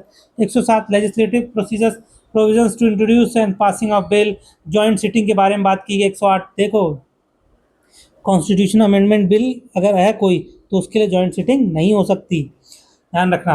109 में क्या है, special procedure for respect of money bill. 110 में क्या है, डेफिनेशन ऑफ मनी बिल। 111 में क्या है, एसेंट ऑफ मनी बिल। ध्यान रखना यहाँ से अब ये जो सीक्वेंस चलेगा ना, ये सेम सीक्वेंस आपको स्टेट में भी मिलेगा, तो स्टेट वाले में मैं इसे सिर्फ आपको दिखाऊंगा, बताऊंगा, हल्के हल्के बताऊँ, इतना डीप में नहीं बताऊंगा। 112 में बजट, एनुअल फाइनेंशियल स्टेटमेंट बोलते हैं इसको, बजट नहीं बोलते हैं। 113 में procedure in parliament with respect to estimates. 114 में अप्रोप्रिएशन बिल होता है। जब डिटेल में इकोनॉमिक्स में पढ़ेंगे ना तो ये पूरा मैं डिटेल में समझाऊंगा कि कैसे कैसे ये पूरा प्रोसेस काम करता है। अभी यहाँ से इसका नाम समझो आप। 115 में सप्लीमेंट्री एडिशनल एक्सेस, ये मांग लेते हैं कि भैया कम पड़ गया, ज़्यादा पड़ गया, ऐसी चीज़ें। 116 में वोट करवाया जाता है। 117 में special provision to financial bills कराया जाता है। प्रोसीजर जनरली क्या होता है, 118 में रूल फॉर प्रोसीजर है। 119 में regulation by law of procedure in parliament in relation to financial businesses है। 120 में languages to be used in parliament है। 21 में क्या है, restrictions on discussions in parliament. 122 में क्या है, court not to inquire into proceedings of parliament. यही बोल रहा था कि कोर्ट की पावर नहीं है कि पार्लियामेंट की किसी प्रोसीडिंग्स पे वो कोई क्वेश्चन उठा सके, इंक्वायरी कर सके, नहीं कर सकते। वरना फिर मतलब ही क्या रह जाएगा, फिर कोर्ट पावरफुल हो जाएगी, मेंबर ऑफ पार्लियामेंट तो फिर वैल्यू खत्म हो जाएगी ना। नेक्स्ट है chapter 3, legislative power of the president. 130 के तहत ये ऑर्डिनेंस बना सकते हैं, ऐसे समझ लो बस। 123 बना सकते हैं। और 124 में क्या है, हमारा यूनियन जुडिशरी यहाँ से शुरू हो गया। 124 में हम सुप्रीम कोर्ट इस्टेब्लिश करते हैं। 214 अगर कर दोगे तो यही हाई कोर्ट इस्टेब्लिश हो जाएगा। 124 के 3 और पार्ट ऐड किए गए, नेशनल जुडिशियल अपॉइंटमेंट कमीशन, जो कि नल एंड वॉइड कर दिया गया था। फंक्शन ऑफ कमीशन, ये भी null and void. Power of parliament to make law, ये तीनों अभी नल एंड वॉइड चल रहे हैं। 125 में सैलरीज है। 126 में appointment of acting chief justice. 27 में अपॉइंटमेंट ऑफ एडहॉक जज है। 28 में क्या है, अटेंडेंस ऑफ रिटायर्ड जजेस at sitting at the supreme Court. 29 में क्या, Supreme Court to be court of record होगा, यानी जो कुछ भी बोला जाएगा वो सब नजीर बन जाएगा। 130 में सीट ऑफ सुप्रीम कोर्ट, जो कि अभी बढ़ा दी गई है, 31 से 37 कर दी गई है। उसी का बिल इसी मानसून सत्र में इंट्रोड्यूस किया जाएगा, उसे बढ़ाने के लिए। हाँ देखो, लाइव समझाता हूँ। 123 के तहत प्रेसिडेंट ने 31 से 37 कर दिया सीट को, ठीक। अभी जो 37 सीट उन्होंने करी है ना, वो किसके तहत करी है, 130 के। अब ये ऑर्डिनेंस आया है, लेकिन अब उसे पार्लियामेंट में पास करके अमेंडमेंट जो हुआ है उसे एक्ट बना दिया जाएगा। उसके बाद ऑफिशियली सुप्रीम कोर्ट की 37 सीट्स हो जाएंगी। आर्टिकल 132 में अपीलेंट ज्यूरिसडिक्शन है। आर्टिकल, ये देखो डिटेल में समझाऊंगा जब ये चैप्टर पढ़ा रहा हूँ, बहुत बड़ा, बहुत इंटरेस्टिंग है। ओरिजिनल ज्यूरिसडिक्शन, जो मैटर सुप्रीम कोर्ट में डायरेक्टली जाते हैं, जहाँ सुप्रीम कोर्ट का डायरेक्ट हाथ है। 31 हो गया। 32 में अपीलेंट ज्यूरिसडिक्शन, अपीलेंट के थ्रू अगर आप आते हैं। 33 सिविल केसेस वगैरह, हाई कोर्ट के थ्रू अगर आप आते हैं सिविल मैटर्स का।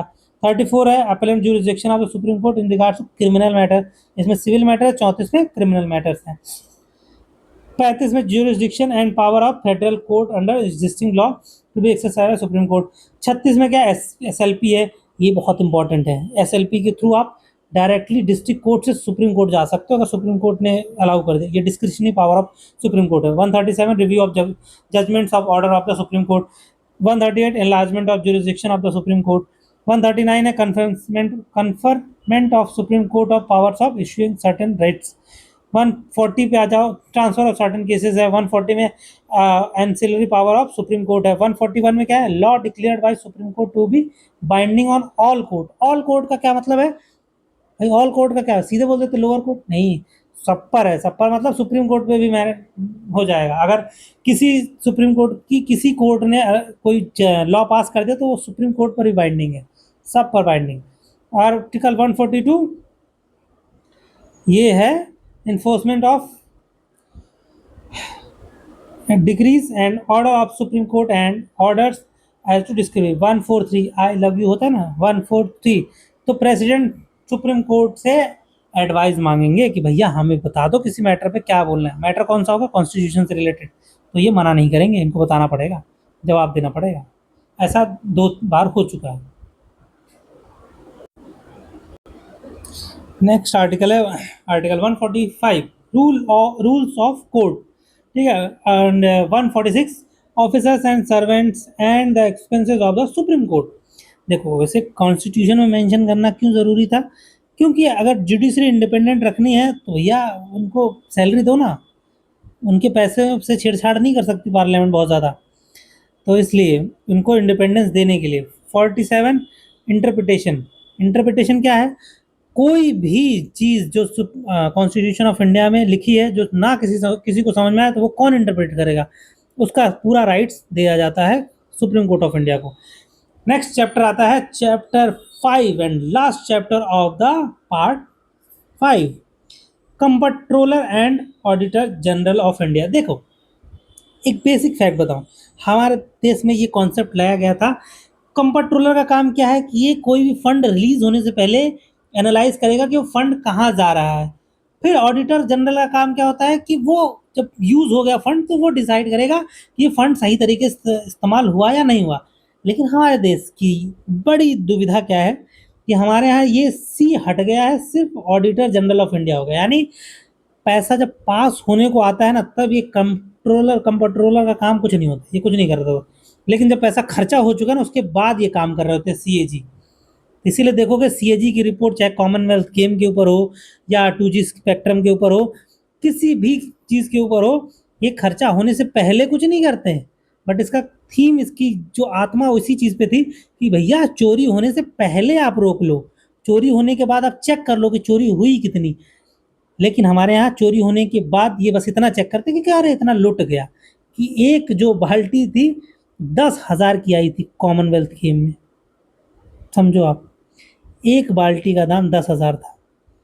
ठीक, नेक्स्ट आर्टिकल 148 सीएजी के बारे में बोलता है। 149 duties and power of the CAG बोलता है। 150 बोलता है form of accounts of the union at the state बोलता है। 151 ये ऑडिट करके अपनी रिपोर्ट्स किसको देंगे? प्रेसिडेंट को देंगे। प्रेसिडेंट उसे पार्लियामेंट में भेज देंगे और पार्लियामेंट इसे पब्लिश कर देगी जनता तक। तो अब आता है पार्ट 6, द स्टेट। अब एग्जैक्टली ये समझो, ये है हमारा यूनियन, ठीक, इसी का एग्जैक्ट रेप्लिका है स्टेट। तो जो जो चीज़ें आपको वहाँ पे मिली थी वो सेम चीज़ें इसका अपोजिट यहाँ मिलेगी। देखो कैसे, वहाँ 52 पे आपको मिला था डेफिनेशन, सेम डेफिनेशन यहाँ 52। स्टेट सेम चीज़ें। जनरल चैप्टर, सारे चैप्टर्स देख लेते हैं। देखो general chapter, chapter number 2 executive, वहाँ पे भी एग्जीक्यूटिव। फिर काउंसिल ऑफ मिनिस्टर, एग्जीक्यूटिव कौन कौन? गवर्नर आएगा, काउंसिल ऑफ मिनिस्टर आएंगे, एडवोकेट जनरल ऑफ इंडिया, उसमें अटॉर्नी जनरल ऑफ इंडिया थे, कंडक्ट ऑफ गवर्नमेंट बिजनेसेस होंगे। थर्ड चैप्टर में क्या है? स्टेट एंड लेजिस्लेटिव, उसमें क्या है? जनरल टॉपिक है officers of the state legislation, conduct of business, disqualification of member, अगर प्रिविलेजेस आ जाएगा, power, privileges, immunities of state legislatures and there members. फिर लेजिस्लेटिव प्रोसीजर्स है, प्रोसीजर इन फाइनेंशियल मैटर्स, वही same जो बता रहा था वहाँ पे, डेफिनेशन ऑफ मनी बिल वगैरह, देखो सेम चीज़ रिपीट होने वाली है यहाँ पे। फिर प्रोसीजर जनरली, हमेशा जब भी आपसे पूछेगा वो पार्लियामेंट का पूछेगा, यानी यूनियन का पूछेगा, स्टेट का जनरली नहीं पूछता है कुछ भी, क्योंकि सब कुछ रिपीटेड है। वो बेसिकली रट्टू तोता नहीं चाहिए, उन्हें कॉन्सेप्ट चाहिए। अगर आप कॉन्सेप्ट क्लियरिटी है तो आप समझ जाओगे। नेक्स्ट फोर्थ चैप्टर है legislative power of the governor. Fifth क्या है? High courts in the states.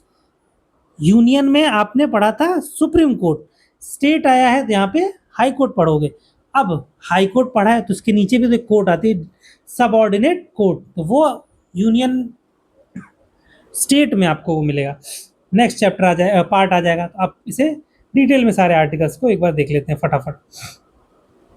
देखो पार्ट 6 में पहला डेफिनेशन हो गया, 53 में गवर्नर ऑफ स्टेट, 4 में executive power of state, 55 appointment of governor, 56 term of office of governor, 57 qualification of appointment of governor, 58 conditions of governor's office, 59 oath और affirmation of the government, 60 discharge of functions of the governor in certain contingencies, 61 power of governor to grant pardon, वही 72 का 161 है। 62 extent of executive power of state, 160 वहाँ 73 था council of ministers, यहाँ 163 है।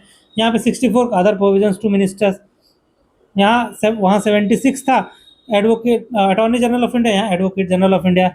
166 conduct of business of the government of a state है।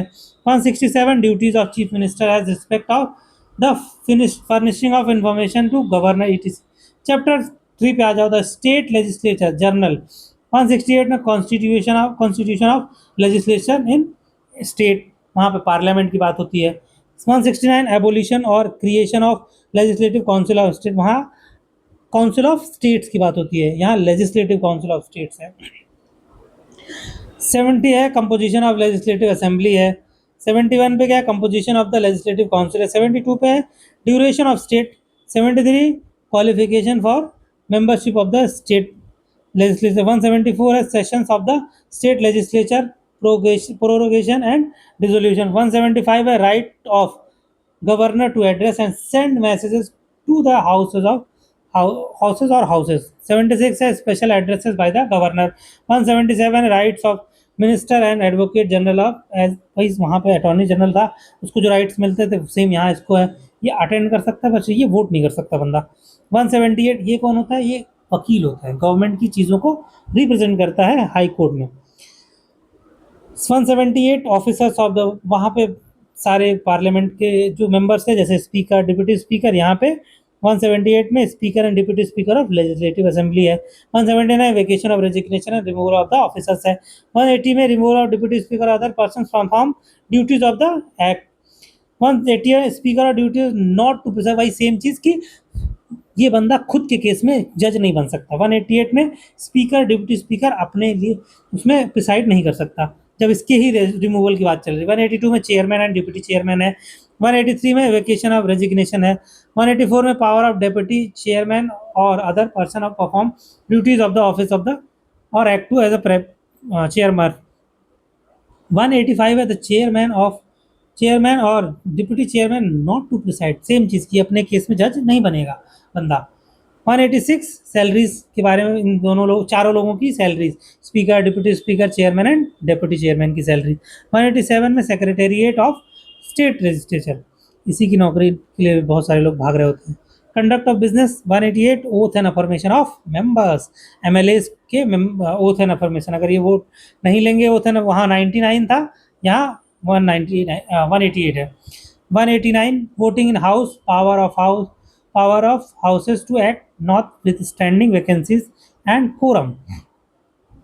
Disqualification of member किस तरीके से हो सकती है, पहला वैकेशन ऑफ सीट्स, किस तरीके से वो खाली कर दें।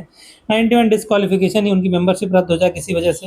और 92 decision on question as to disqualification of member, अगर कोई डिसीजन लिया गया कि इनको हटा दो डिस्क्वालीफाई हो गया। 90 क्या है, 93 penalty for sitting voting and before making oath affirmation, article 188 when not qualified in the disqualified। Power privileges and immunities वही सेम चीज़। 194 में पावर प्रिविलेजेस के बारे में बातचीत करी गई है। 95 में एमएलए की सैलरीज की बात की गई है। 196 में provisions as to introduce and the passing of bill, अब यहाँ से वही सेम चीज़ें रिपीट होंगी जो यूनियन में थी। 97 में restrictions on power of legislative council as to bill other than money bill. 198 देखो वहाँ पे शुरू होता है 109 से, ठीक, यहाँ 199 से शुरू होता है, अब ये ध्यान रखना। 199 से डिफिनेशन ऑफ मनी बिल, 200 पे एसेंट ऑफ बिल, ये बहुत इंपॉर्टेंट है एसेंट ऑफ बिल, इसके बहुत सारी कंडीशंस हैं, ठीक है, तो वो जब आप डिटेल में पढ़ोगे तो वहाँ डिस्कस करेंगे। 201 bills reserve for the consideration, किसके लिए कंसिडरेशन, तो प्रेसिडेंट के कंसिडरेशन के लिए बातचीत चल रही थी। Procedure in financial matters 102 annual financial statement वही budget. 203 procedure in legislature with respect to estimates. 204 में appropriation bill.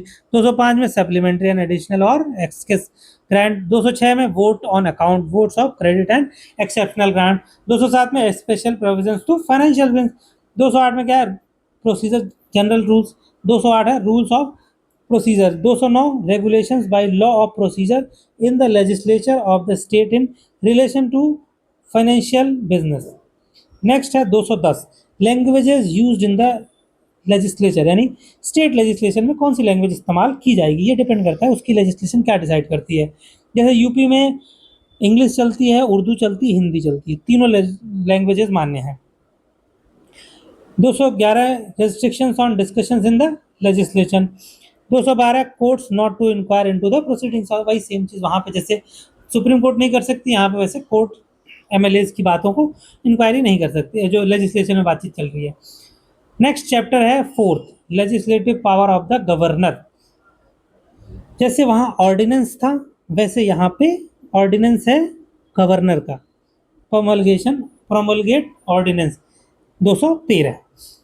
Chapter 5 the high court of the state, वहाँ बताया था ना 124 में सुप्रीम कोर्ट है, 214 में हाई कोर्ट है, 215 high court to be court of record, same चीज़ की कुछ भी बोलेंगे ये नज़ीर बन जाएगा। 216 कॉन्स्टिट्यूशन ऑफ हाई कोर्ट, ये हाई कोर्ट बनाया जाएगा।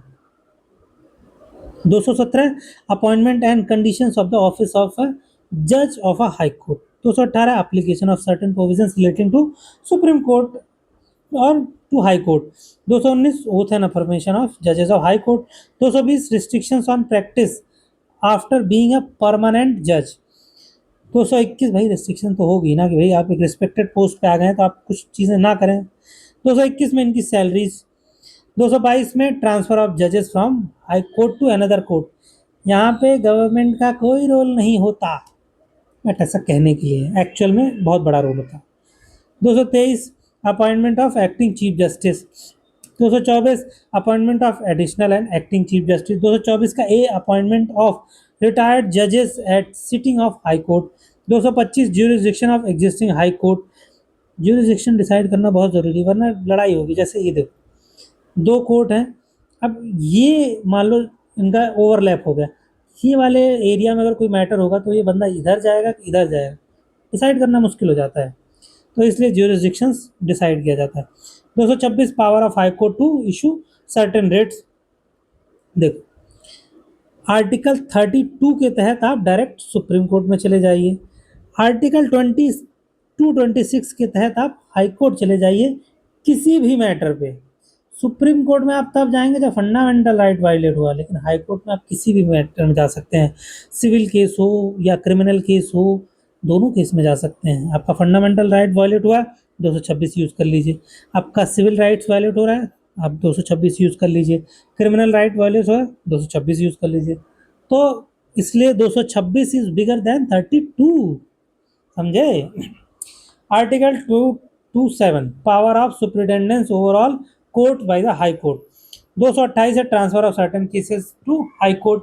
228 ओमिट कर दिया गया है ए।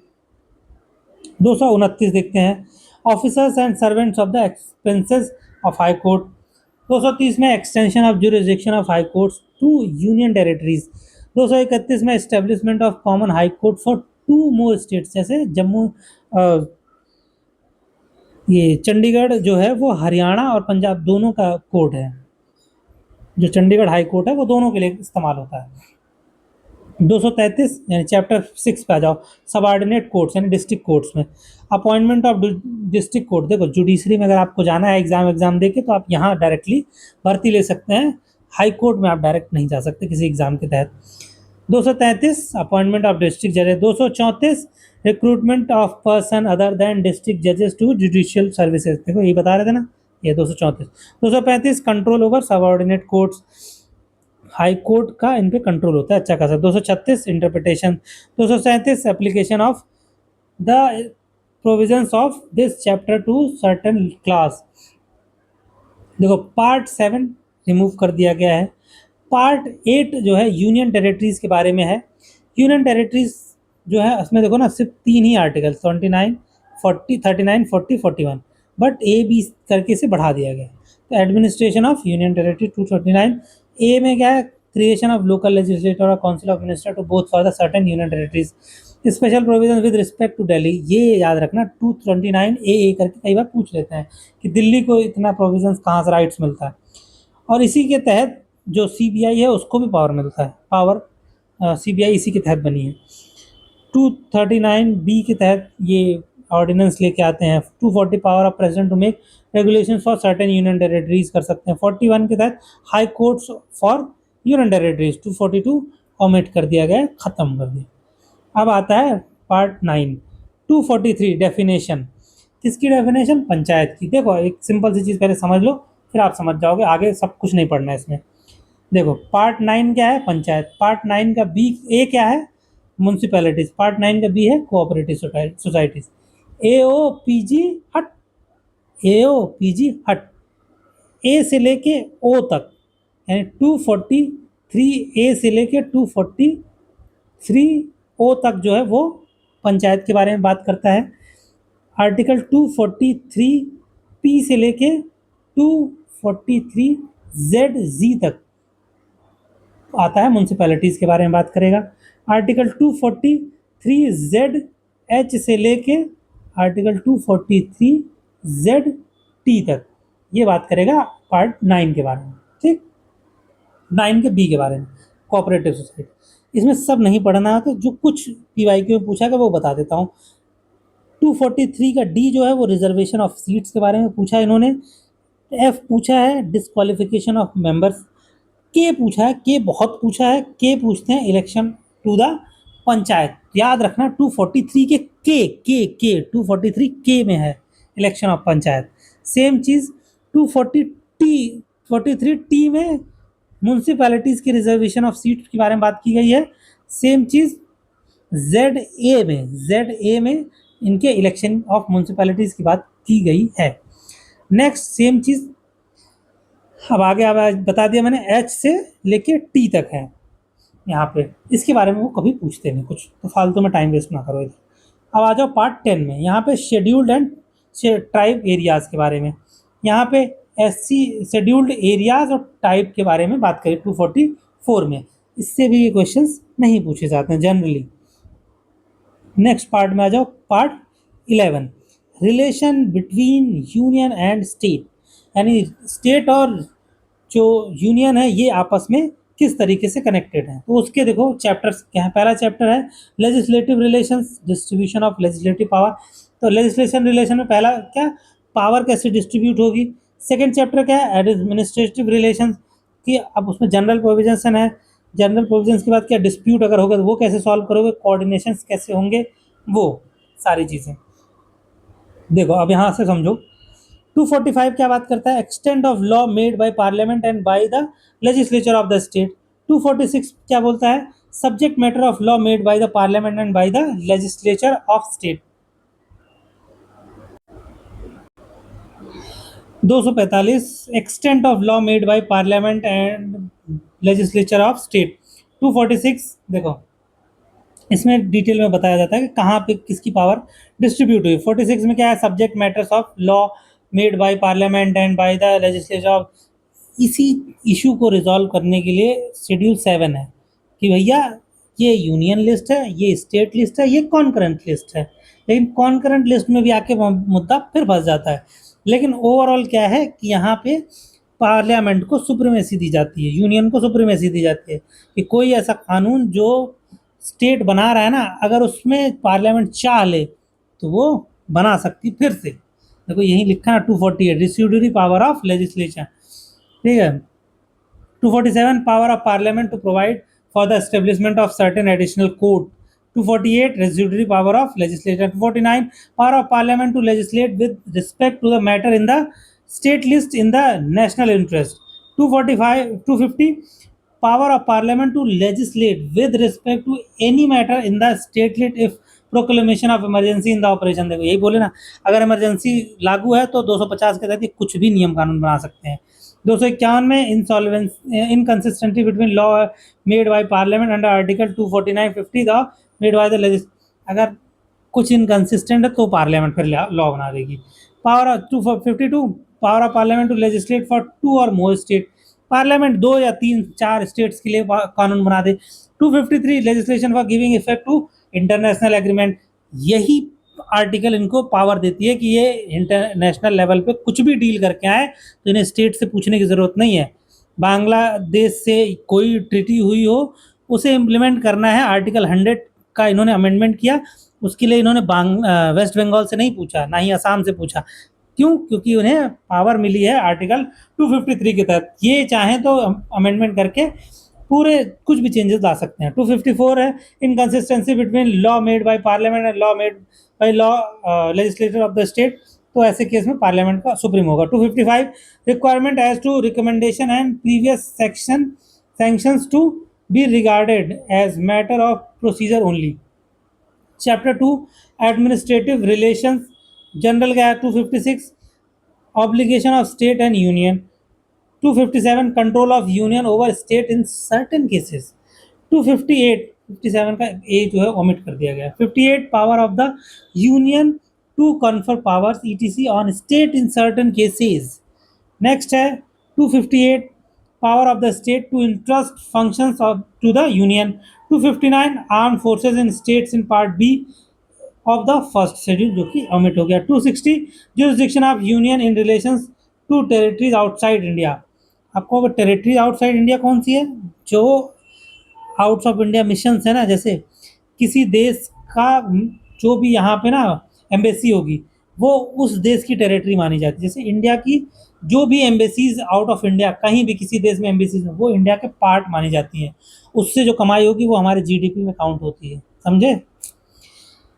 नेक्स्ट देखते हैं 261 public act record and judicial procedure. Dispute relating to water, अगर तो स्टेट से रिलेटेड इंटर स्टेट में कोई डिस्प्यूट हो जाए ना, 262 के तहत ये, जैसे बहुत सारे इन्होंने बना रखा है ट्रिब्यूनल्स, वो डिस्प्यूट्स को रिजॉल्व करेंगे। इसी के तहत वो डिस्प्यूट रिजॉल्व वाले जो ट्रिब्यूनल्स है वो बने हैं। Coordination between states, 260 provisions with respect to an inter state council बनाएंगे, जो कि है इंटर स्टेट काउंसिल बनी है। डिटेल में समझेंगे जब इसे डिटेल में पढ़ेंगे। अब देखो, अब रिलेशन समझ लिया दोनों स्टेट के बीच में, यूनियन और स्टेट के बीच में। अब 12वें में क्या समझेंगे हम? Finance, property, contract and suits समझेंगे। फाइनेंस सबसे पहले नंबर पे, फाइनेंस कैसे डिस्ट्रीब्यूट होगा। देखो, इससे रिलेटेड कोई क्वेश्चन नहीं आता, मैं इसका जिस्ट आपको बता देता हूँ। जिस्ट क्या है? सिंपल सा चीज, स्टेट गवर्नमेंट सेंट्रल गवर्नमेंट की किसी भी टेरिटरी पे, पार्ट पे, जमीन पे, सर्विस पे, किसी भी चीज पे कोई टैक्स नहीं लगा सकती। अब समझो, सेम चीज स्टेट गवर्नमेंट के ऊपर यूनियन नहीं लगाएगी कोई टैक्स। तो ये छूट मिल गई इनको। स्टेट गवर्नमेंट को कोई भी प्रॉपर्टी अप्रूव करवानी या लेनी है, उसमें यूनियन अगर इन्वॉल्व है तो यूनियन गवर्नमेंट से उसे परमिशन लेनी पड़ेगी। लेकिन यूनियन गवर्नमेंट को अगर कोई प्रॉपर्टी लेनी तो उसे स्टेट से परमिशन लेने की ज़रूरत नहीं है।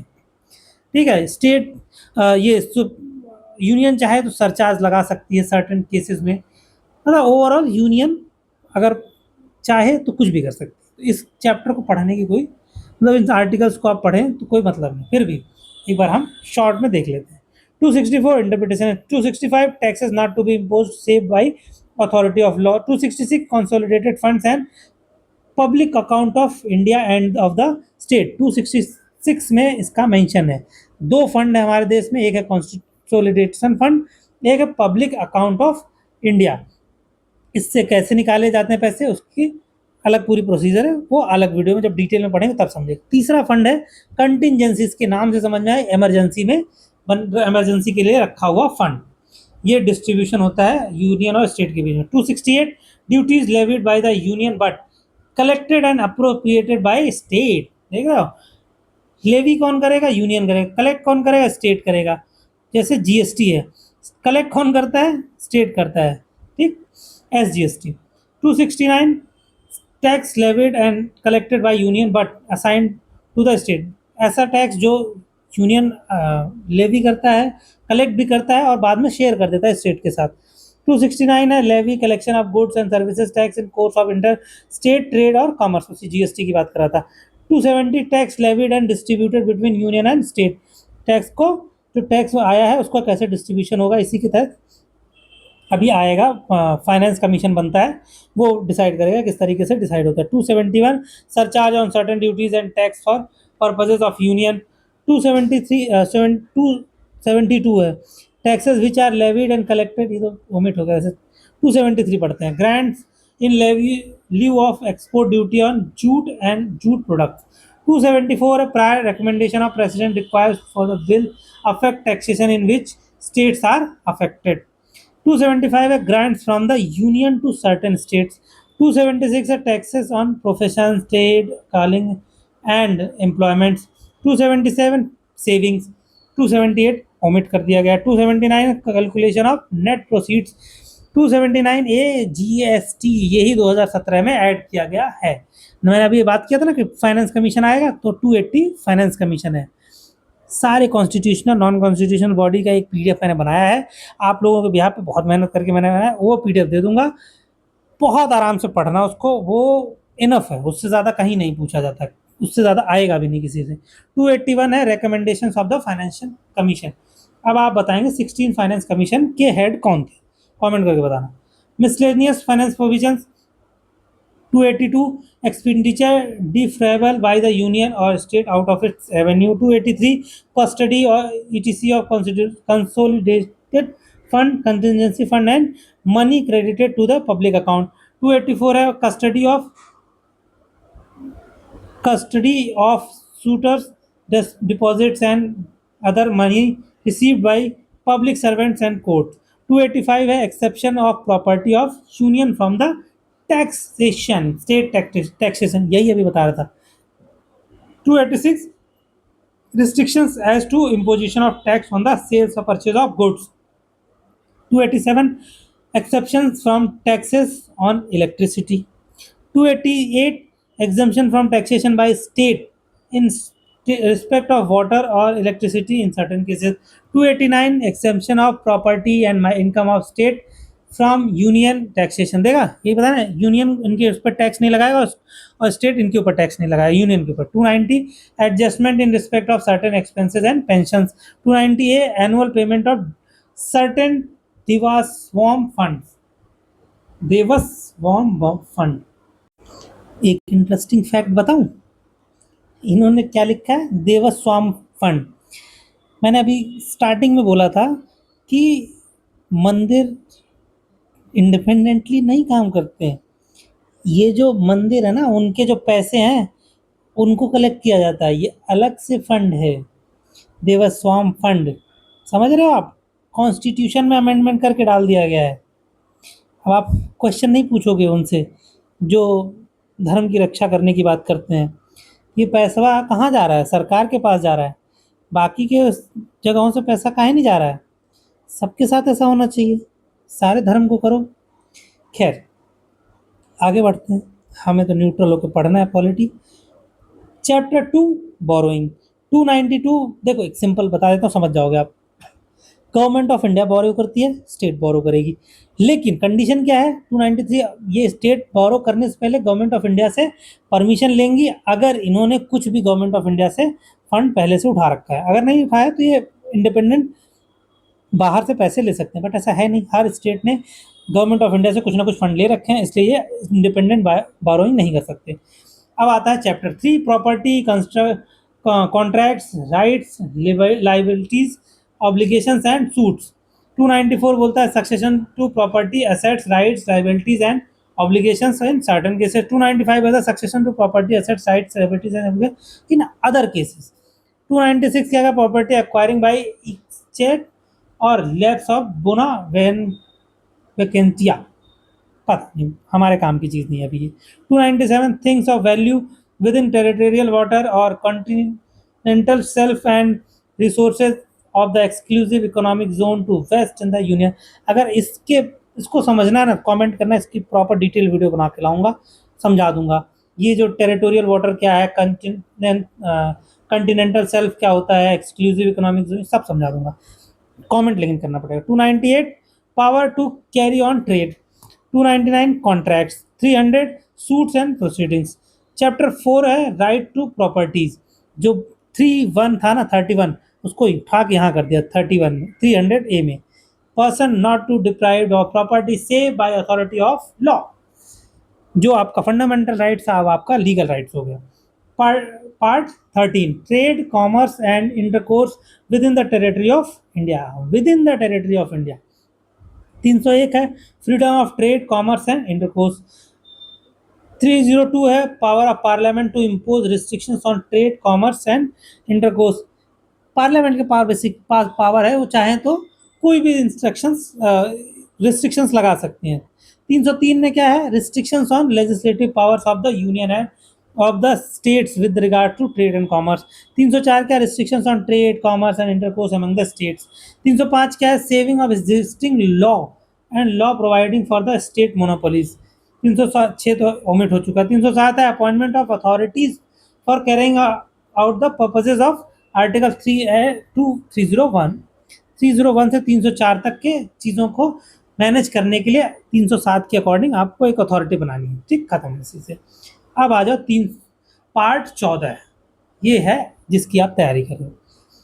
पार्ट 14 ये आपसे रिलेटेड है, services under union and state. Chapter 1 services. 308 में इंटरप्रिटेशन है सर्विसेज के बारे में। 309 में recruitment and conditions of services of person serving union or a state. 310 में क्या है, tenure of office of person serving the union or a state. 311 क्या है, dismissal removal reduction or rank of persons employed in civil capacity under union or state. यही सबसे बड़ा हथियार है IAS IPS IFS लोगों का। 312 में ऑल इंडिया सर्विसेज। चलो आप कमेंट करके मुझे बताओ कि ऑल इंडिया सर्विसेज कौन कौन सी हैं। चलो वीडियो पॉज करो, कमेंट करके बताओ। आई होप कमेंट कर दिया होगा। अब मैं बताता हूँ। पहली है IAS Indian administrative services. IPS Indian police service. Third है IFS इंडियन फॉरेस्ट सर्विस, नहीं, इंडियन फॉरेस्ट सर्विस IFOS होता है, ध्यान रखना, IFS नहीं होता, IFOS होता है, इंडियन फॉरेस्ट सर्विस। ये 3 ही हैं जो हमारे देश की ऑल इंडिया सर्विसेज हैं। 312A, power of parliament to vary और revoke conditions of services of officers of certain services. इसी के तहत कुछ ऑफिसर्स को टर्मिनेट भी किया जा सकता है, बट ये पार्लियामेंट की पावर है, तो पार्लियामेंट इतने आसानी से नहीं किसी को करेगी। इसीलिए IAS लोग बनना चाहते हैं कि एक बार नौकरी मिल गई तो हटाने के लिए बहुत मुश्किल हो जाए, बहुत रेयर केस होता है कि आप एकदम ही उधम मचा दिए, देश के लिए एकदम खतरा साबित हो गए, तब आपको हटाया जाए। 313 ट्रांजिशनल प्रोविजंस, 314 हटा दिया गया है। Chapter 2 public service commission, UPSC हो UPPSC हो, ये सब बने हैं 315 के तहत। Public service commission for the union and the state. 316 appointment and terms of the office of members. 317 removal and suspension of member of the public service commission. इन सबको आप अब यहाँ मत पढ़ो ध्यान से, इसका मैंने एक मस्त चार्ट बनाया है, ट्रस्ट मी, उसको एक बार पढ़ोगे याद हो जाएगा। ये इतना आर्टिकल्स में परेशान होने की जरूरत नहीं पड़ेगी, सब याद हो जाएगा। 370 वो आर्टिकल कभी नहीं पूछते, वो एग्जैक्ट फंक्शन और ये चीज़ें पूछते हैं, वो मैंने बना रखा है, PDF दे दूंगा टेलीग्राम ग्रुप में, आप देख लेना वहाँ। 317 removal and suspension of a member of public service commission. 318 power to make regulations as to condition of services of members and staff of the commission. 319 provision as to the holding of offices by the members of the commission in on ceasing to be such member. 320 function of public service commission, functions है। 321 में power extent of functions of PSC। 322 में expenses of PSC। 323 में report, yes important चीज़, ये report भी publish करते हैं, but ये report किसको देते हैं? ये रिपोर्ट देते हैं पार्लियामेंट को नहीं, ये प्रेसिडेंट को देते हैं, फिर पार्लियामेंट में वो घूम के आता है। चलो नेक्स्ट है पार्ट 14 का A, ट्रिब्यूनल। ट्रिब्यूनल अभी इसके ऊपर मैं जिक्र कर रहा था ना कि इंटर स्टेट वाटर डिस्प्यूट अगर कोई होगा तो ट्रिब्यूनल कहाँ बनती है, तो 323A के तहत एडमिनिस्ट्रेटिव ट्रिब्यूनल है। 323B के तहत अदर ट्रिब्यूनल्स बनती हैं, जैसे रिवर्स का कोई डिस्प्यूट है तो उन पर बहुत सारी ट्रिब्यूनल्स बनी हुई, ठीक है, उन्हीं के वो इसके तहत बनाई गई हैं वाटर शेयरिंग को लेकर। नेक्स्ट और इम्पोर्टेंट चैप्टर आता है chapter 15, sorry part 15, election. Important क्यों है? क्योंकि यही डिसाइड करेगा कि देश में किसकी सरकार बनेगी। तो 324 के तहत superintendence direction and control of elections to vested in an election commission, मतलब 324 बताता है कि इलेक्शन कमीशन ऑफ इंडिया बनेगा। 325 no person to be ineligible for inclusion in और to claim to be included in special electoral roll on ground of religion race caste, मतलब इनके base पे आप उसको डिस्क्वालीफाई नहीं कर सकते। इलेक्टोरल रोल, इलेक्टोरल रोल क्या है कि जब इलेक्शन होने वाला तो उससे पहले इलेक्शन कमीशन ऑफ इंडिया एक लिस्ट जारी करती है, मतलब वो पहले रोल के फॉर्म में आता था तो इसलिए उसको इलेक्टोरल रोल बोलते थे। तो उसमें सबके नाम होते थे, ये लोग इस एलिजिबल हैं वोट डालने के लिए या इस काम के लिए, ये इस लोग इस कंस्टिट्यूएंसी में आते हैं। 326 election to the house of the people and to the legislative assembly of the state be on the basis of adult suffrage. अब ये 18 साल के ऊपर के लोग वोट डाल सकते हैं, पहले ऐसा नहीं था, पहले और कंडीशंस हुआ करती थी, वो सब हटा दी गई। Article 327 power of parliament to make provisions with respect to election to legislature. 328 power of legislature of a state to make provisions with respect to elections of such legislation. 319 bar to interference by courts in electoral matters, मतलब court को कुछ जगहों पे interfere करने से रोका गया है। अब आता है part 16 special provisions relating to certain classes. देखो सर्टेन क्लासेस मतलब क्या? क्लास, आप ये सोचो ना, हमारे देश में सबसे ज़्यादा डिप्राइव्ड कौन है, जिनको सहायता की ज़रूरत कौन है? सहायता की ज़रूरत किसको है? वो है शेड्यूल्ड कास्ट के लोगों को, शेड्यूल्ड ट्राइब के लोगों को, और विमेन को, और किसको है आप कमेंट करके बताओ। तो उन्हीं से रिलेटेड इस पूरे पार्ट में जिक्र किया गया है। देखो आप पढ़ते हैं article 30 reservation of seats for the scheduled caste and scheduled tribe.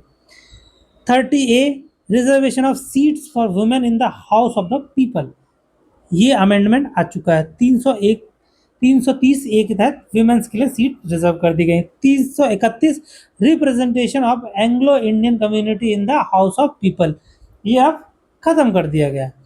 332 reservation of seat for scheduled caste and scheduled tribes in the legislative assembly of the state. 332 A reservation of seats for women in the legislative assembly of the seat.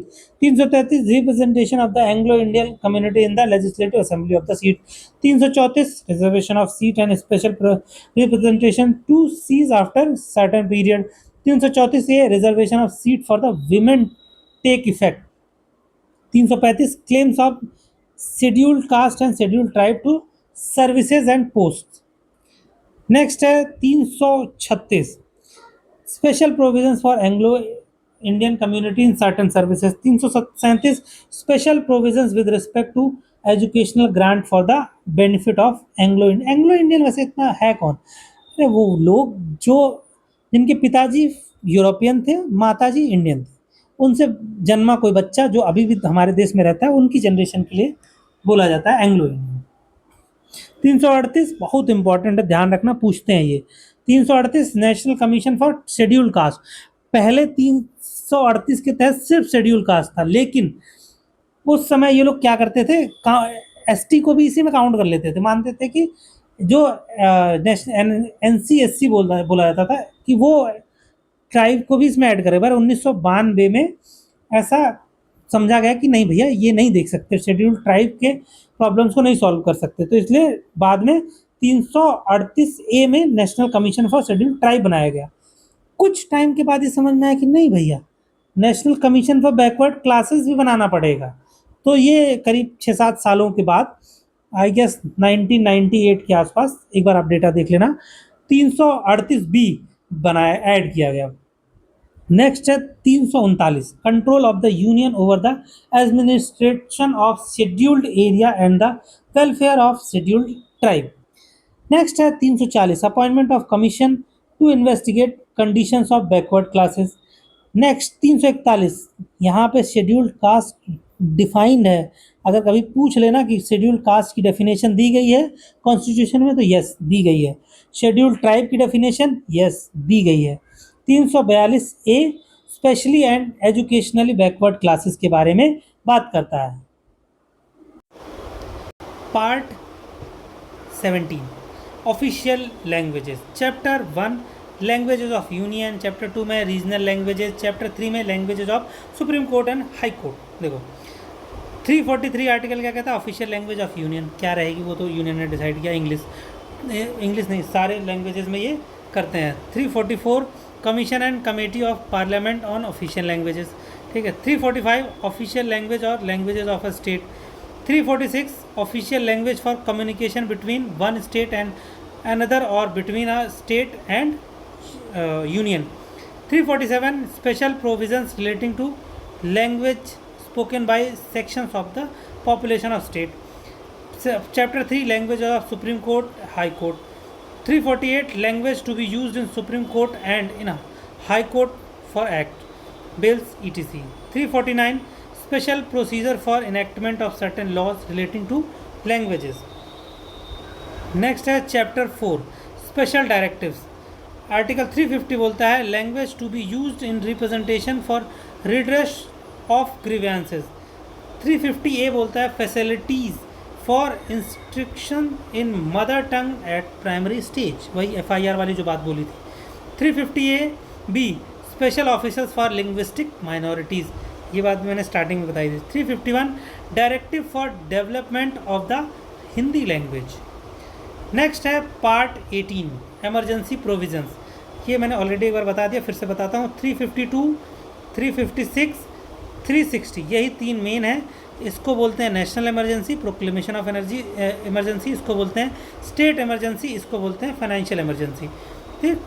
तो पहला 353 क्या है, effect of proclamation, अगर emergency लगी तो उसका effect क्या हो। 54 क्या है, application of provisions relating to distribution of revenue while proclamation of emergency in operation. 355 क्या है, duty of union to protect states against external aggression and internal distance.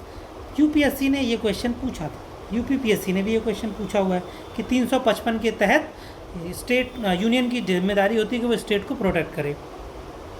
356 provisions in case of failure of constitutional machinery in state, तो वही अगर constitutional machinery fail हो जाए तो वो state emergency लग जाती है। 357 exercise of legislative powers under proclamation issued under 356। 358 है suspension of provisions of article 19 during emergency. 359 है कि enforcement of rights of conferred by the part 3 during emergency. कई सारे राइट्स हैं जो नहीं हटते हैं, जिनको हटाना पड़ता है। 360 फाइनेंशियल इमरजेंसी। फिर आ जाओ 19, इसमें क्या है, मिसलेनियस, जो कुछ बच गया, जो चीज़ें अब तक नहीं डिस्कस की गई उन सबको इसमें ऐड कर दिया गया। 61 क्या कहता है, protection of president and governor of and Rajpramukh, ये अब नहीं रहते, पहले हुआ करते थे। 61 का ए बाद में दिया गया, publication of proceedings of parliament and legislative state legislative. 61 का बी क्या, disqualification of for appointment or remunerative political post. 363 bar to interference by courts in disputes arising out of certain treaties or agreements. 63 का A क्या कहता है, recognition of grant to rulers of Indian states to cease and privy purses to be abolished. यही कह के उनको लालच दिया गया था हमारे देश में ऐड होने, भारत में मिलने के लिए। बहुत सारे लोगों का प्रिवी पर्सेस ख़त्म कर दिया, इंदिरा गांधी जी ने किया था। Next 364 special provisions as to major ports and aerodromes. 365 effect of failure to comply with और to give effect to directions. 366 definitions. 367 interpretation. आता है आर्टिकल 20, बहुत इंपॉर्टेंट आर्टिकल, इकलौता आर्टिकल है, पार्ट 20 है, इकलौता article. 368 power of parliament to amend the constitution and procedure therefor. Next है part 21 temporary transitional and special provisions. 369 temporary power of to parliament to make laws with respect to certain matters in the state list if they were matters in the concurrent list। 370 यही वो provision था जिनको हटा दिया गया, temporary provision. 371 special provision में पढ़ देते हैं। 370 temporary provision with respect to the state of Jammu and Kashmir. 371 special provision with respect to the state of Maharashtra and Gujarat. अब यहाँ से देखो ए बी सी डी जे तक अलग अलग स्टेट्स का, Nagaland, Assam, Manipur, Andhra Pradesh, Telangana, establishment of central universities in Andhra Pradesh, state of Sikkim, Mizoram, Arunachal Pradesh, Goa, Karnataka, इन लोगों को थोड़ा सा स्पेशल फोकस दिया गया है। 372 क्या है, continuation in force of existing laws and their adoption. कोई लॉ अगर अडॉप्ट कर दिया गया है तो वो 372 के तहत अडॉप्टेड रहेगा और एग्जिस्टिंग चलता रहेगा। 372 A power of president to adopt laws. Next है 373 power of president to make order in respect of persons under preventive detention in certain laws। 374 provision as to judge of federal court and proceedings pending in the federal court before his majesty in council। 375 court authorities and officers to continue to function subject to the provisions of the continuation। 376 provisions as to judges of high court। 377 provisions as to CAG। 378 provisions as to PSC public service commission से related. 378 को add किया special provisions as to duration of Andhra Pradesh legislative assembly, जब तेलंगाना से उससे अलग किया गया। अब आगे के जो प्रोविजंस हैं वो हटा दिए गए हैं, 379 से लेकर 391 तक ओमिट कर दिए गए हैं, तो उसको पढ़ने का कोई मतलब ही नहीं है। 392 देख लेते हैं, power of president to remove difficulties, ये मैंने ऑलरेडी आपको बता दिया। Part 22 and the last part of the Constitution, short title commencement authoritative text in Hindi and repeals।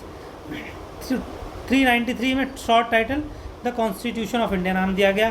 394 commencement 26 जनवरी 1950 से शुरू हो गया।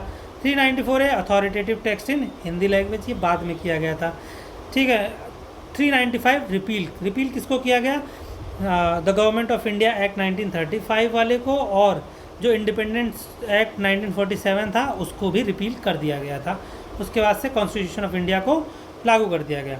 अब जो शेड्यूल का जिक्र हुआ था स्टार्टिंग में, वो सारे शेड्यूल देख लेते हैं। इसकी शॉर्ट ट्रिक है, वो एक बार देख के तब हम सारी डिटेल में देखते हैं। ट्रिक क्या है? Tears of old PM, T for territories and states, E for emoluments, A for oath and affirmation, R for Rajya Sabha and seat allocation. Starting में बताया था 1 और 4, इस पर आर्टिकल 4 का इम्पैक्ट नहीं पड़ेगा, मतलब कॉन्स्टिट्यूशनल अमेंडमेंट का वो ज़रूरत नहीं पड़ेगी। एस से शेड्यूल्ड एरिया, ओ से अदर ट्राइब एरिया, एफ से फेडरल लिस्ट, ओ से ऑफिशियल लैंग्वेजेस, एल से लैंड रिफॉर्म, डी से डिफेक्शन और पी से पंचायत, एम से म्यूनसिपैलिटीज़।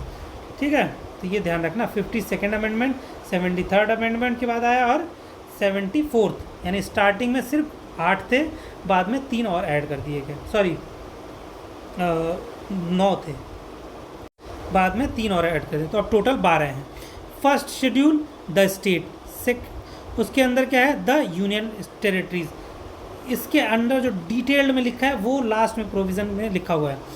शेड्यूल सेकंड क्या है? Part A B C, B हट चुका है, तो provisions as to president and governors of state, B हट चुका है। C provisions as to speaker and deputy speaker of the house of people of chairman, deputy speaker house of council of state, speaker and deputy speaker of the legislative assembly and chairman deputy chairman of the legislative council of state. D पे कौन है? Provision as to जजेस of the supreme court and high court. E पे कौन है? Provisions of controller and auditor general. Third schedule क्या है? Oath and affirmation, oath and affirmation इन लोग की। फोर्थ शेड्यूल क्या है? Allocation of seats in the council of state. Fifth schedule क्या है? Provisions as to administration and control of scheduled area and scheduled tribe. Part A general, part B administration and control of scheduled areas and scheduled tribes.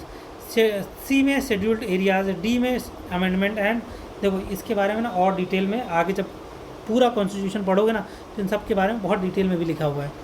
Sixth schedule क्या है?